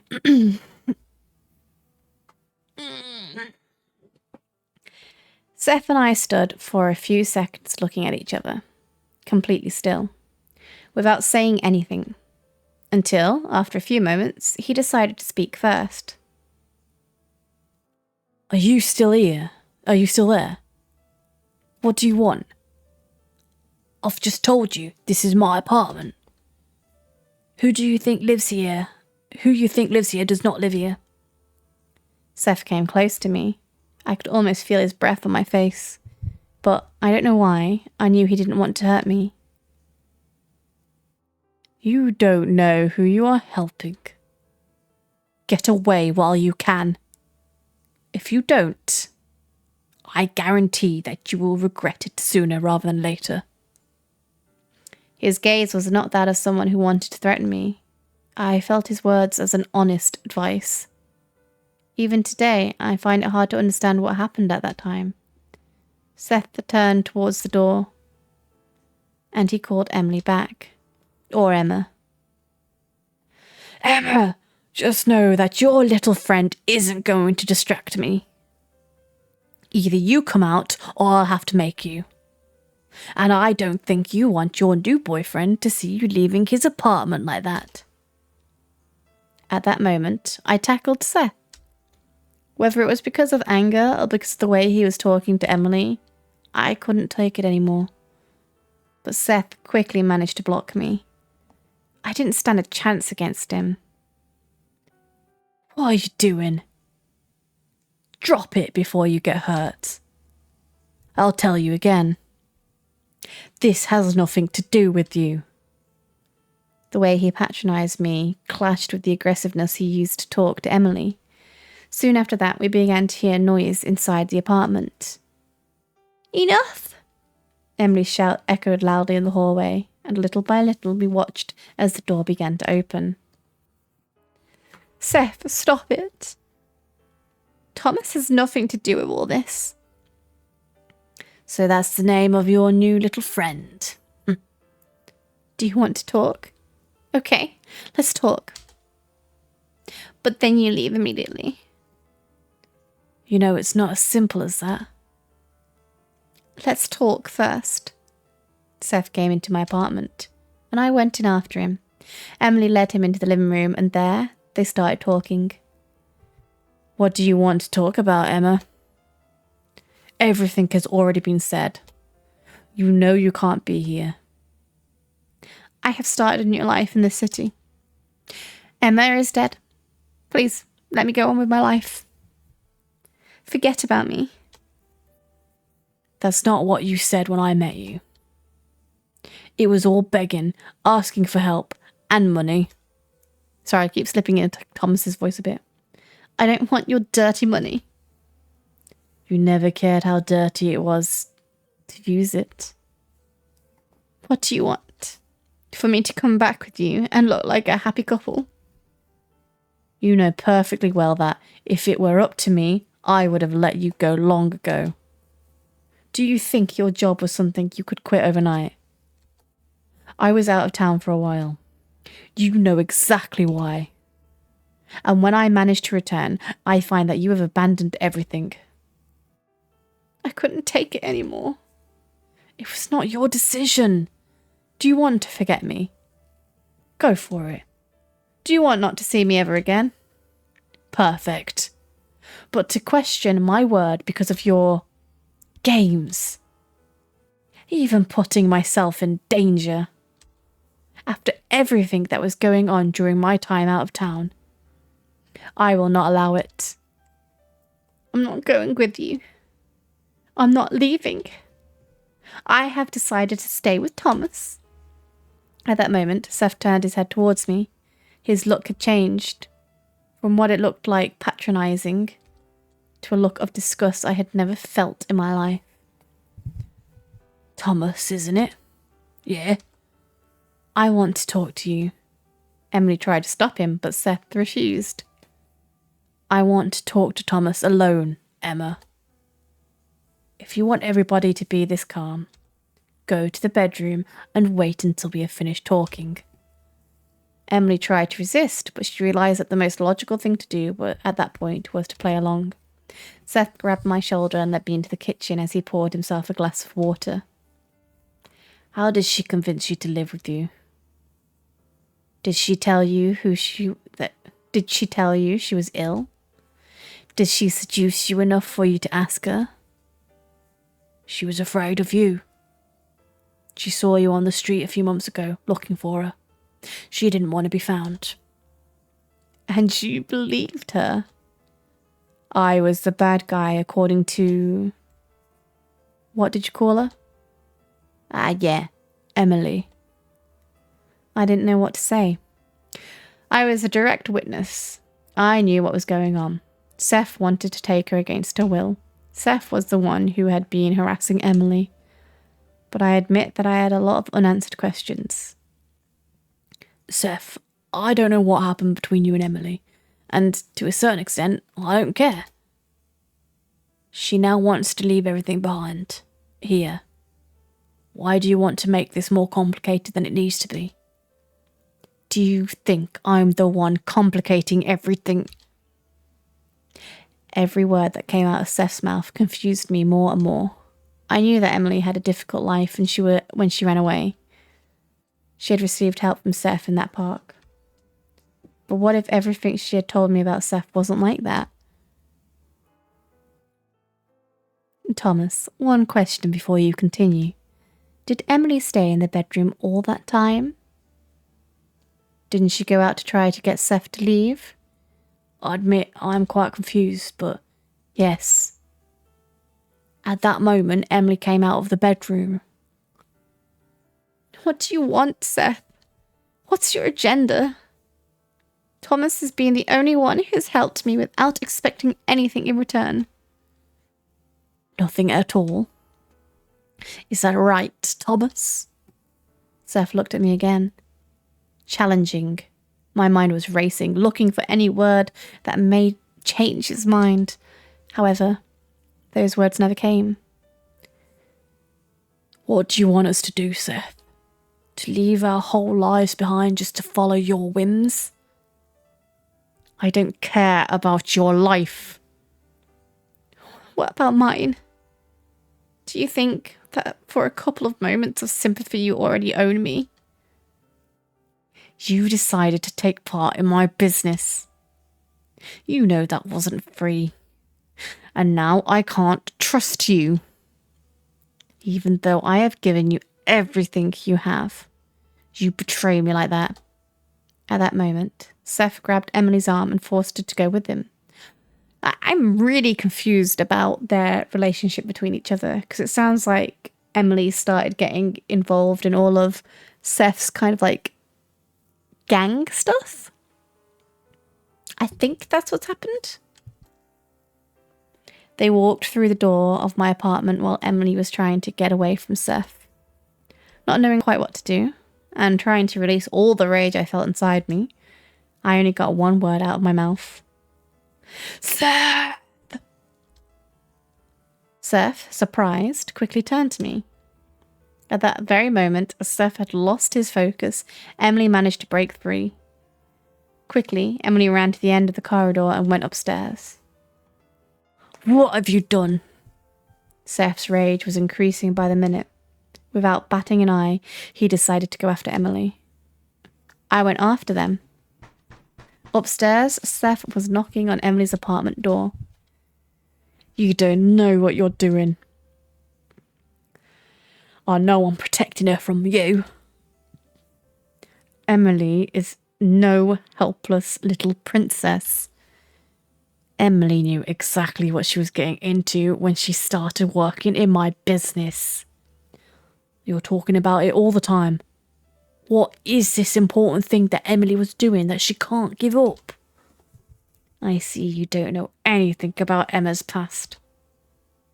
What exactly did she tell you? What did she tell you about us or her job?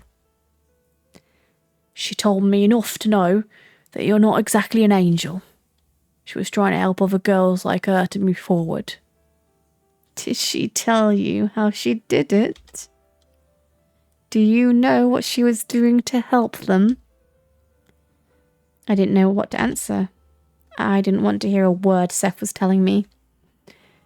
How could I believe him? Emma helped girls like her. Yes.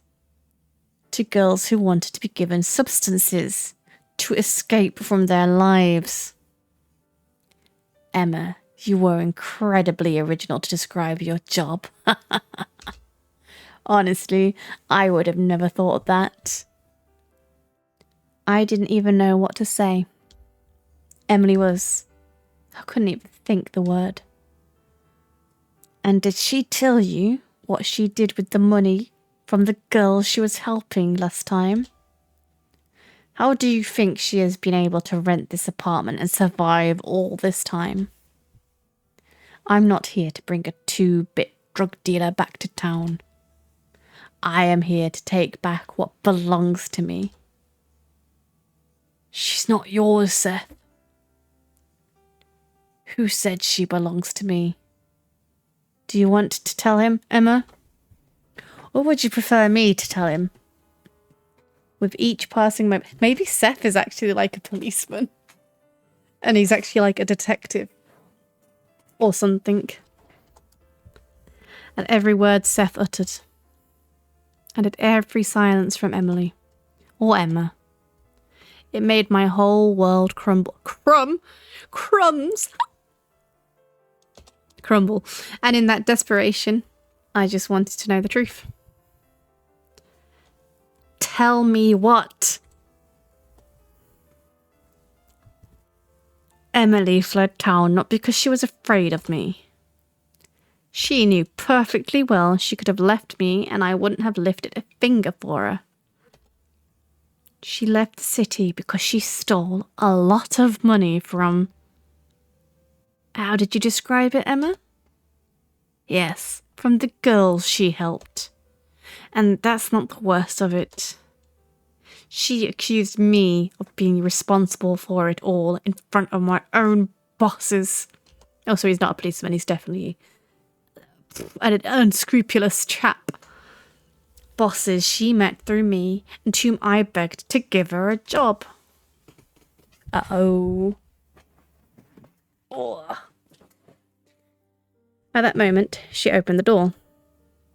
Just for a moment, Emily knew that Seth had his back to her, that he would be focused on talking to me, and that I would be paying attention to the door of her apartment. Quickly, I knocked Seth out. I still don't know how. I went inside Emily's apartment and we left Seth outside. Are you all right, Thomas? Emily, is it true? I don't care what your name is. That's the least of it. About the girls. About helping other girls. Was that true? Have you told me a single truth since we met? Thomas. Sorry. It is true that my name is Emma. But I'd rather you didn't call me that. And it is true that I sold that for rich girls. But I was really trying to help them, Thomas. You know what I went through with my parents. I understood them better than anyone else. Many asked me to sell to them, and others saw in me someone they could trust. Thanks to me, they knew that they were doing what they were doing, and I even tried to make sure that what I'd provided was their last choice. Emily, I don't know what to say. I want to believe you, but that... It's not much better than what Seth told me. Sometimes things are neither black nor white. I know I've had to do horrible things to survive. To be able to find what I really love. Photography. You. My heart at that moment did not know what to do. Just like the day she pulled the gun. Now I felt that even though I was hearing something horrible from her own lips, I could only feel that Emily had struggled to keep going.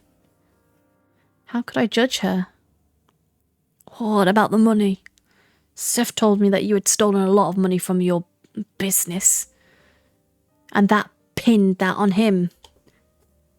Those are lies, Thomas. If it were true, I would tell you, just as I have told you everything. I don't trust her. Seth does not deserve a good thing in this world. He's using me as a scapegoat in his own boss's eyes. The same bosses that are looking for him to get their money back. That's why I left town. I knew that if he came back, he would want to use me so that all the blame for his shady business would fall on me. Who would they believe? To the newly arrived girl from a wealthy family who was barely making the sales they demanded? Or Seth, who had been by their side for a decade? His plan from the beginning was for me to take the fall. I had seen Emily all that time. She did not wear expensive clothes. Her computer was really modest. Even her camera, which was almost part of herself, was halfway between an amateur and a professional one. If she had stolen so much money, wouldn't I have seen it somewhere? Wouldn't she have spent some of that money on herself? I believe you, Emily. Emily's look went from worried to smiling, like that little moment of calm before the storm. What do we do now? I have a plan. Immediately, Emily pulled a pistol from her waistband. Oh my gosh, it's not even the one in the floorboard. The same one she pointed at me in the cafe. Okay. Are you going to kill him? If there is no other choice. At that very moment, Seth managed to force the apartment door open. Seth's magnificent figure positioned himself in the centre of Emily's living room. You have one last chance, Emma.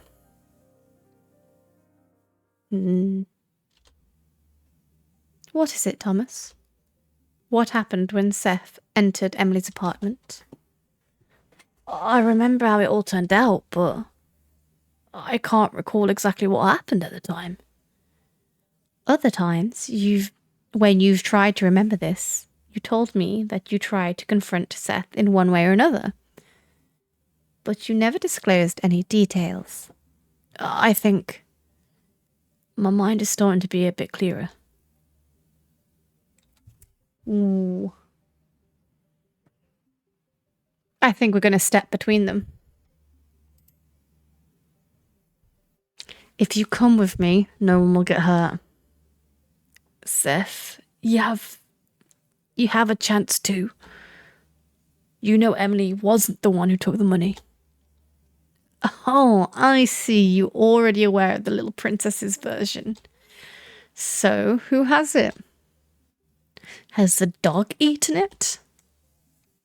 Seth, if you screwed up on a boss's assignment or your greed made you lose it, it is none of my business. What do you think the bosses will do when they see you with me? Even if they believe you, you will still have the same problem. I was your responsibility in their eyes. The best thing we can do, both of us, is disappear. Great timing. You're way ahead of me in that. You already have a house and a husband.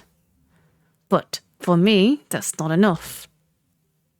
Yeah, we got promoted to husband. Woo! At that moment, Seth pounced on Emily. I tried to get in the middle, but she pushed me aside as if I meant nothing to him. I was half unconscious, but I could see everything going on around me. At that instant, just 3 feet away from her, Emily pointed the gun at Seth's head. Oh, I see. The kitty is finally showing her claws. Seth, don't make me do this. I am not making you do anything. When I arrived in the city, you were the only one who noticed me. You gave me a house, food, something to start fighting for. But I want to move forward. I want to live a normal life. Please leave. Leave me alone. What about my own dreams? What about my hopes? I'm not going to let a bunch of note banks, which, on top of everything, I am not responsible for losing, take away everything I have fought for all this time. Seth pounced on Emily, and all of a sudden, a dry sound flooded the room. In the movies, you usually hear the gunshots in a very different way, as if the sound lingered in your ear for only a few seconds. When you hear a gunshot penetrate a man's body, the sound is really different. Even to this day, I can still hear that hissing sound after the silence of the impact. Emily. I had to do it, Thomas. Shock. I will remember this for the rest of my life. That's the achievement that's just popped up. Seth's body was laying on the ground, lifeless. Blood was spreading around his chest. Emily remained motionless. At least this happened in her apartment and not ours. Because getting blood out of that floor probably wouldn't be fun. She continued wielding the weapon that had ended Seth's life, as if she could not get over what she had just done. Taking a person's life, a person who wanted to take hers, someone who wanted to drag her to a fate that, in the worst case scenario, could cost her her life. But at the end of the day, killing someone, in any case, mentally, it is the same. Thomas. For the first time, you have managed to tell me in detail how Seth died. I think we are making progress. Yes, I think I'm clearing my memories too. I think I'm ready, Noah. Are you sure? I also don't want to put pressure on you when we have made so much progress. Yes. I think I'm ready to tell you how I killed Emily. To the thick of it now. Oh. You don't look too well, Thomas. Do you want to stop for a while? Yes, that would be great. All of that, Seth's corpse on the ground. I will never forget that. The smell of gunpowder still lingered in the air. Blood flowing from the wound. Luckily, I've never had to live something like that, Thomas. Many people have been through this practice looking for a way to forget similar situations, to be able to move forward. I'm not going to lie. These are not easy memories for someone to assimilate. And I knew that he deserved it. I knew that as long as he lived, it would be Emily's downfall. But deep down, I feel I had to save him somehow. You thinking like that, as horrible as Seth was, just means you're human. Yes, I know, but if you thought otherwise, it would be a clear symptom of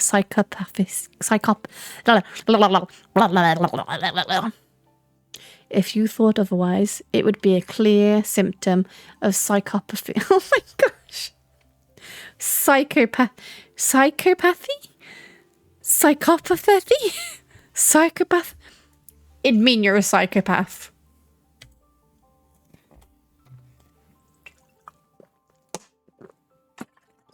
Oh, sorry, I had a drink. So I wouldn't read too much into that, Thomas. Of course. You didn't want him to die, nor for him to be murdered. But because your instinct for human preservation prevails over any psychological disorder. You're right. If I keep looking for more answers, I'll end up going crazy. And even more so when the reason is more than clear. Besides, from everything you've been telling me now, there are things I don't quite understand. The first is, why, when you saw Seth, didn't you call the police? I don't know. It's true that after spending the morning with Kate, my cell phone had run out of battery. At the moment, I had checked my cell phone just before. Immediately afterwards, it ran out of power. That's why I hadn't checked the cameras remotely either. Now it makes sense that you didn't look at the cameras from your cell phone before entering Emily's apartment. But what happened, Thomas? It is true that there is something that prevents me from telling you why I didn't call the police. As if I was justifying something I could have avoided. As if it wasn't exactly like that. Maybe you're still thinking about how you could have prevented Seth's death. I guess. I don't know. But I think what really kept me from calling the police was that I didn't think it was necessary. Your cell had run out of battery, Thomas. How were you going to do it anyway? Well, that's true. But although it's just a vague memory, I think the real reason is that I didn't feel it was necessary to call. Maybe you thought you could control the situation. That you could convince Seth. I guess so. Although, looking back, it may have been somewhat absurd. The truth is that, although you didn't manage to convince him, you and Seth were talking quite a bit. More than I had imagined when I started learning about your case. At first, Seth was quite elusive, but as time went on, let's just say he was more interested in talking to me. Did you believe everything he told you about Emily? Actually, I guess, deep down I knew it. What do you mean? Emily had told me that she had gotten a job because of Seth. That's why the second time we met, I insisted that she had to give it all up.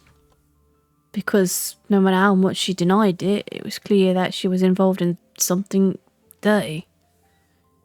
Did you know that Emily had been lying all that time? What else could she do?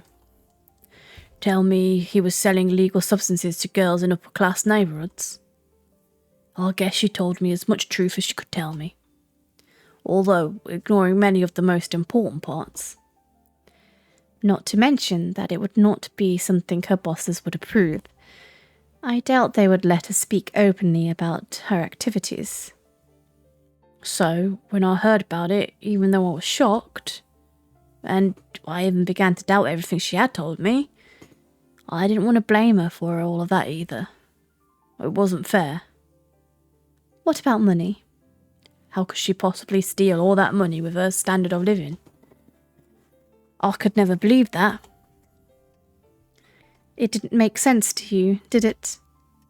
If she had gotten enough money to put Seth in danger, wouldn't there be at least some whim or something out of tune with her meagre income? Emily's camera was old, perfect for a beginner who was just starting out as a professional.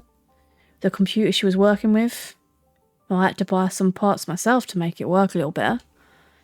What Seth had said made no sense at all. Maybe he just wanted you to take his side. Yes, completely. In the end, if he had convinced me of all that, it would have been really easy for him to take Emily. About Emily's, or Emma's, relationship with Seth. Seth repeated quite a few times that he didn't care about Emily. What did you think of it all? That Emily knew much more than she had told. I'm sure Emily knew Seth was looking for her, but not because of an obsession with her. He was looking for her because he knew what had happened. By the time I met Emily, Seth had already been exiled from the city. She continued with her activities, and now I understand why she didn't change her lifestyle. She was most likely being watched, having every single movement tracked. It all starts to make sense after all. Yes. After pointing that gun at me, I understand that she wanted to force things, escape from all that somehow. That's why she moved to a friend's house and, later on, changed cities. And having started using another identity was surely helpful. Yeah. Emily, in the end, was still a victim who wanted to escape her own fate. Speaking of escape, Thomas, why do you think Emily went straight up to her apartment when she was able to get away from Seth? Oh, that's a fair point. Why not go directly to the street? Why not try to be in a public space to stop Seth from doing something? The only thing I can think of. It was clear to me that the only option was how it all ended. After all, what could the police have done for her? They had already failed him. Even her contacting the police in the old city. Everything had been for nothing. Do you think that when she saw Seth, she already knew what to do? I think it was already clear to me, even when I met Emily in that coffee shop. I don't see that you're too surprised, Thomas. It's the only thing that makes sense to me right now. If she had run away and escaped to another city, she would have eventually ended up the same way. Living in fear is not something I wish for anyone. But she could be arrested. She had killed a person. Who was going to look for Seth? In the end, he was a criminal on police record. If he ended up riddled with bullets in the street, it's not like they were going to spend too much time on him. Even so, I'm surprised it all ended so quickly. What do you mean? Emily knew exactly what she had to do, but in just a moment, she decided to pull the trigger. Even if it was an understandable and rational thing to do, it still surprises me that she could do it. That's true. No hesitation, just bop. You think Emily's attitude was cold when she shot Seth? Honestly, I don't know. When Emily shot Seth, I didn't see the exact moment. Of course you didn't. I saw her moments later. Motionless, not knowing what to do. But I did see a faint smile creep across her face. She had managed to leave behind the last thing that tied her to her past. To a past that could cost her life. I know, but even so, it still doesn't seem... Doesn't seem what, Thomas? Normal? I am aware that I cannot put myself in Emily's shoes, but I doubt that I could have killed someone and felt so free, no matter what I had achieved. As you said yourself, it is complicated, if not impossible, to judge someone who has been through everything Emily went through. Oh, yes, you are right. Let's continue, if you like, where we left off. Since this is the last moment, we have to go over everything that happened. Tell me how, finally, because of Seth's death, according to what you told me at the beginning, you were responsible for Emily's death. Ooh, chapter 7. I wonder if this will be the last chapter. The axe. Oh yeah, because she died in a car crash, didn't she? Traffic collision. Emily couldn't stop staring at Seth's corpse. I was still paralysed because of the hit, but little by little I was starting to recover. I got up and got close to Emily. Emily, are you okay? As if waking up from a dream, Emily blinked fast and looked at me. Yes.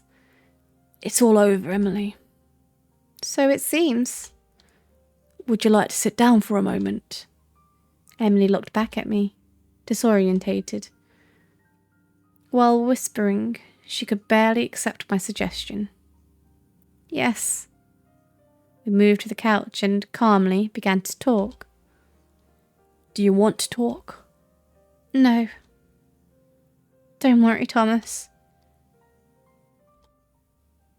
The gun was still in her hands, clinging to it, as if she had fused with it the moment she had pulled the trigger. That was nice imagery, actually. Do you want me to put the gun away? Yes, sorry. I didn't remember that I still had it.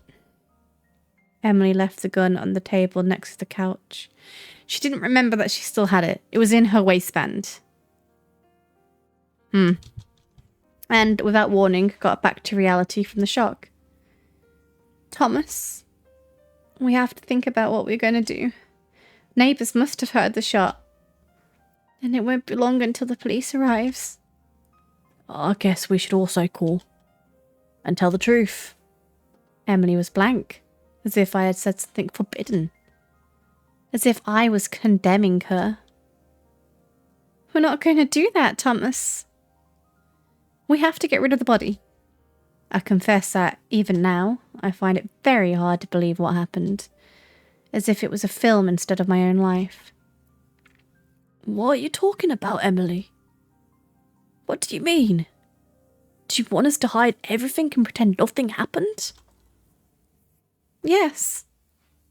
Seth has already destroyed my life once. Emma's life. Why should I let him destroy Emily's life now? I have an honest job, an apartment, a life detached from a past I don't want to remember. I have you. I don't want my world turned upside down. But hadn't you talked to the police? They knew this could happen. Actually, Thomas, the person I was talking to was not really a police officer. Oh my gosh. What? I had to sit down at the time. Each passing moment of the day, it was a moment I wanted to forget forever. Have you been lying to me when you said you were talking to the police? Not exactly.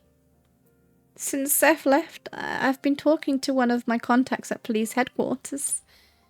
A contact from my old job. He is a policeman. I told him about my situation, and he was the one who updated me on what was going on with Seth.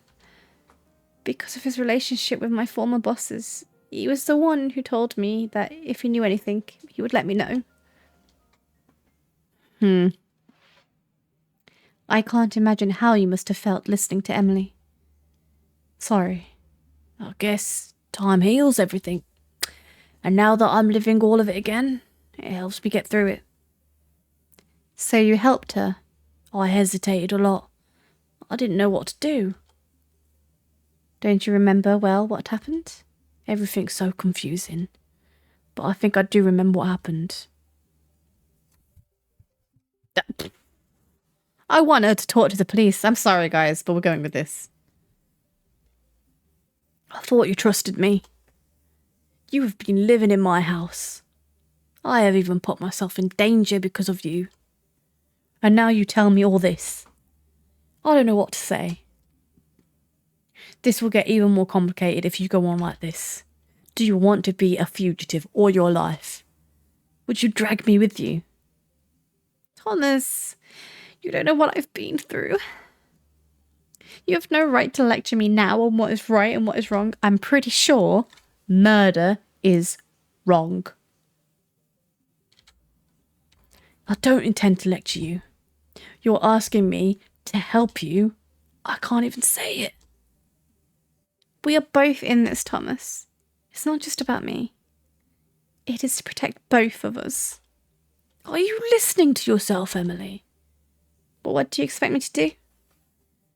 Have the police show up in a few moments and confess that I killed Seth? That I used to sell drugs? The alternative is to be on the run your whole life, Emily. Thomas, I'm sorry. I know it's not fair to involve you in all of this. What are you going to do? I can't let all this destroy me. I have to go, Thomas. When the police come, tell them what happened. The gun doesn't have your fingerprints on it. You don't have any gunpowder residue. Tell them what you know. I'll be long gone. Are you sure this is what you want? I think so. Thank you for all your help. Oh, maybe I should have saved it before this decision. At that moment, we looked at each other for a few seconds. I understood what Emily wanted to do, but I could not destroy my life for all that. I wish you the very best, Emily. I'll call the police in 10 minutes. With a bit of luck, you'll have about 30 minutes until they get here. I will miss you. I went down to my apartment, waiting for those minutes to go by before leaving all that behind. Police. We need to talk to the police. That's the achievement that's just popped up. I sat on the couch in my apartment. I searched through my pockets to find my cell phone. I connected the charger and, incredibly quickly, the cell phone started ringing. It was Kate. Thomas? I've been calling you, but you didn't answer. Did something happen? I wanted to know how it went with Emily. After everything that had happened, I had completely forgotten that I had seen Kate in the morning, telling her about a problem that, now, directly, it stopped making sense. I'm fine, Kate. Just... At that moment, I realised something Kate had reminded me of. Emily. The baby. Sorry, Kate, I have to hang up. Of course. I ran out of my apartment and up the stairs. I banged on Emily's door, desperate. Emily! It's me! Emily opened the door, with caution. She didn't want to open it completely, but my desperation made me rush into her apartment. What is it, Thomas? I don't have much time. As I looked at Emily, I was reminded that hours before she had turned my life upside down. In any case, I couldn't leave the baby behind. Emily, what about the baby? I could barely speak. The adrenaline, the feeling that at any moment everything would be over. But Emily knew exactly what I was talking about. I have no choice, Thomas. I'm going to have it. For a few seconds, we didn't know what to say. But before I could say anything, she took the lead. What do you want me to do? Have it in jail? Please, I don't have much time left. You could hide. Tell me where you'll be. To be able to meet him or her. Help in everything. Unless you gave up your life, you know it would be dangerous. You'd become my accomplice. A fugitive. And we both know that. You don't want that. It's true, Thomas didn't want any of this to begin with. But hey ho. Let alone knowing how you feel about Kate. I want to be part of this baby's life, Emily. So I have to give up mine? My freedom? And all because of him? Emily pointed to Seth's lifeless body. Our eyes met for a brief moment, and just like that, I knew there was nothing I could do. At that moment, I don't know what came over me. I started yelling at her. Emily, I will not allow you to drag my child into a life like yours. I don't care how much you have suffered. This goes beyond what's between you and Seth. This is about a new life which does not deserve your past or your mistakes. Emily's gaze was changing with each moment I yelled at her. Her contempt, little by little, turned to rage. And finally, impotence. I'm not sure that's the word they were going for. I'm sorry, Thomas. The decision's been made. Emily grabbed her backpack, which she was packing, and ran up the stairs. I started running after her. Now I couldn't let her leave. She left the block of buildings and, as she was crossing the road, grabbed her arm in the middle of the roadway. It was only an instant, but at that instant, it was enough so that, finally, she was hit by a car. Ripperino. It was not my intention, but whether out of selfishness, whether it was for anything else, if I had simply let her go, now Emily, and the baby, could have survived. Her body laid lifeless on the roadway, emotionless, knowing that everything she had suffered up to now, in the end, had been in vain. Although, what is it, Thomas? I think, did something different happen? No, I think. Are you all right, Thomas? Do you want to rest? I'm not okay, but I think I'm starting to remember everything now. It was not Emily who suffered the accident. The person who suffered the accident, it was me. Ooh. Oh, what a twist. Is it true, Noah? Please. Am I going crazy? Who was run over, Noah? You are right, Thomas. You suffered the accident. I remember. I have a headache. What were you doing to me, Noah? Why did I remember all that? Why was I justifying everything Emily did to me? Thomas, you were the one who chose to forget everything. Little by little, I began to remember everything. Why I was there, and at that moment I realised I had not gone as I had planned. Oh, it had not gone as I had planned. It's true, I had met Emily, but it hadn't been the way I had been telling Noah. I met Emily at a coffee shop, although it wasn't as serendipitous as I first imagined. Although her absent-mindedness in showing me the gun she carried in her purse alarmed me, I did not ask to work remotely because of Emily. In those days, I was already looking for a way to move close to Kate. Something that, in our very first conversation, I had told her. Months later, I ran into her buying a Brad Sanders book. A new coincidence. Although on that day I met the real Emily. An Emily I tried to convince that I wanted nothing to do with her.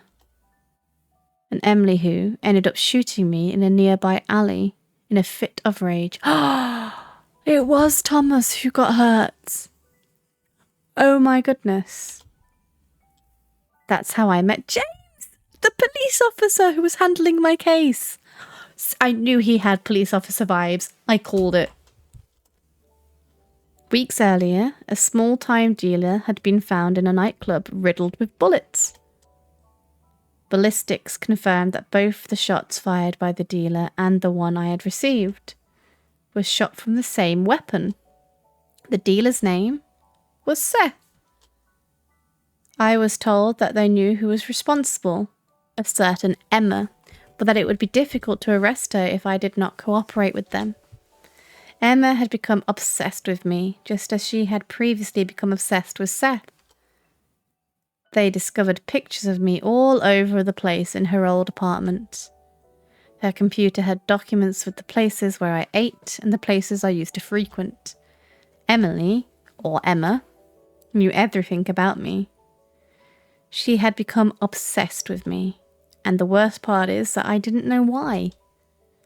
I flatly refused a police officer's proposal. I wanted to forget the whole thing. Besides, I was about to move in with my girlfriend. With Kate. But everything changed when I discovered Emily in the apartment above mine in the new city. As I found out later, she had been boycotting the apartments Kate and William were going to see. I assume that means, jumping on them rather than boycotting. Forcing them to finally end up renting the one she had planned earlier. Wow. Oh, maybe she was, sabotaging the others. When I first saw her, I didn't know what to do. I went down to my apartment, told Kate and William, and quickly called Officer James, the one who had handled the whole case. He convinced me that they could not arrest her yet. They didn't have enough evidence to accuse her of everything she had done. I ended up collaborating and approached her. She was obsessed with me, and they just needed me to gain her trust. That way, I could get into her apartment and find the evidence I needed, which was under the carpet. But all that took a toll on us. Me and Kate. The night of the move, following the police officer's advice, I invited Emily to dinner. What we didn't imagine was that she would slip sleeping pills into our drinks. That's what the empty bottles were. And so, finally, to make me believe that I had spent the night with her, although, thanks to the fact that I had left my cell phone recorder on all night in my room, which is a bit weird, we found out that it was a lie. Even so, my relationship with Kate gradually worsened, understandably. And the day I told her that Emily had told me she was pregnant, it was not easy for Kate. The police had tapped all of Emily's communications, and before Emily said anything to me, we already knew that she had bought a positive predictor on shady internet forums. But even though it wasn't true, that ended up pushing Kate and me farther and farther apart. Finally, I had a chance to get into Emily's house, as I knew she kept a key in the hallway in case she lost hers. I went inside and found a box where she kept all the evidence. And most importantly, the gun that linked her to Seth's death and to the gunshot I had received. I called James quickly, and in less than half an hour, James arrived at Emily's apartment. He told me not to go to Emily's apartment for any reason. If she had a gun and felt concerned, we knew she would not hesitate to use it. That's true. But when James arrived, everything went wrong and Emily killed him at point-blank range. When I heard the gunshot, I rushed to the apartment, disobeying James's orders. I saw Emily with the gun in her hand and James's lifeless body on the ground. I tried to reason with Emily, but after a few seconds, Emily apologized to me and started to raise the gun to shoot me. I quickly ran down the hallway. Emily's bullets whistled around me. But fate is cruel, and while crossing the road, I saw Emily. I knew everything was lost. I begged her not to shoot. But finally, a car with a distracted driver ended up running me down. And that's when I had the accident that left me bedridden, with the only possibility of being able to move the eyes. Ugh. Noah, as you may have already noticed, the treatment has not worked. Do you want to wake up? Yes. I need to rest for a while. My muscles gradually went numb, and I could barely move my eyes. The only thing I could feel was Kate next to me. Thomas, don't worry. Don't try to talk. Remember that you are not in the simulation with Noah now. I know it didn't go the way we thought it would, but don't worry. We'll try again tomorrow. I love you, Thomas. End. Ah, what a really sad ending. The truth, what really happened. That's what we just unlocked as an achievement. So I'm guessing that's the true ending. But I did see that there are multiple endings to this story. So, well, at least two. You have to play both routes to get the whole version of what happened. Okay, Noah. Every single moment of life... Sorry. Oh my goodness. Every single moment of life is important to us. An imprint whose memory leaves an undeniable mark. And for those for whom the past is everything, why let them suffer when there is a solution? Remind. Remind is a technology company that proposes something very simple. Modify your memories as much as possible so that the patient can achieve the desired result. We offer terminally ill patients a solution so that they can live their last moments as they would have wanted. How does it work? It is not possible to modify the mind at will. Each patient must undergo a cognitive assimilation process. We will start from the original memory that caused the treatment, and we will work from that point. Thanks to Remind's cognitive recognition AI, Noah will be guided by the patient's memories.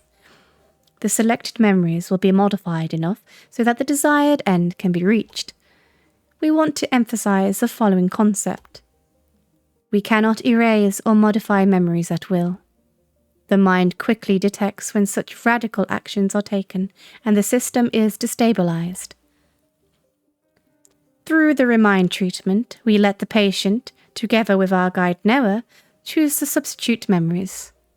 Memories that, although different from the original ones, are sufficiently truthful and believable for the patient's subconscious. Being able to assimilate all the induced memories and assume them as true. Once the first phase, cognitive assimilation of the substitute memories is over, we move on to the second phase. The patient would be plunged into an induced coma and his mind would be linked to the Remind servers. There they would continue to live out their last days as they had chosen before treatment. Remind, a life with you. Do you want to start treatment? So what's he trying to do? Remembering Emily. That was Remembering Emily. And it was game developed by Tortilla Studio. Yeah, Tortilla Studio. English post-editing by Mama Duck. Royalty-free music by Asher. I'm gonna stop trying to say names. Well, I mean, I enjoyed it overall, but I think the typos really took away from some poignant moments in the story. So I'd like to see them fixed in the English translation. I'm assuming they're not there in the native language. First day of release, I expect there to be some issues, so I can just feed that back and hopefully we can see that get improved upon. Overall, though, it was a good story. I think it was a bit predictable in parts, and I know I have to play through it again at some point to get the other ending and complete the whole picture. I'm not sure what Thomas's end goal was here, whether he's trying to forget Emily and pretend that he was living life normally with Kate because he's dying or whatever. I don't really know. But yeah, I'll probably be putting this on YouTube as well. So if you're watching this on YouTube, what did you think of this story? Did you enjoy it? Should I share my findings of the other path with you guys? If you want to buy it. It is on an introductory offer on Steam right now for 25% off. It was a good story, and the art was really pretty. I liked it overall. Yeah, I just think the translation needs a bit of work. Okay, well, thanks for tuning in. Goodbye.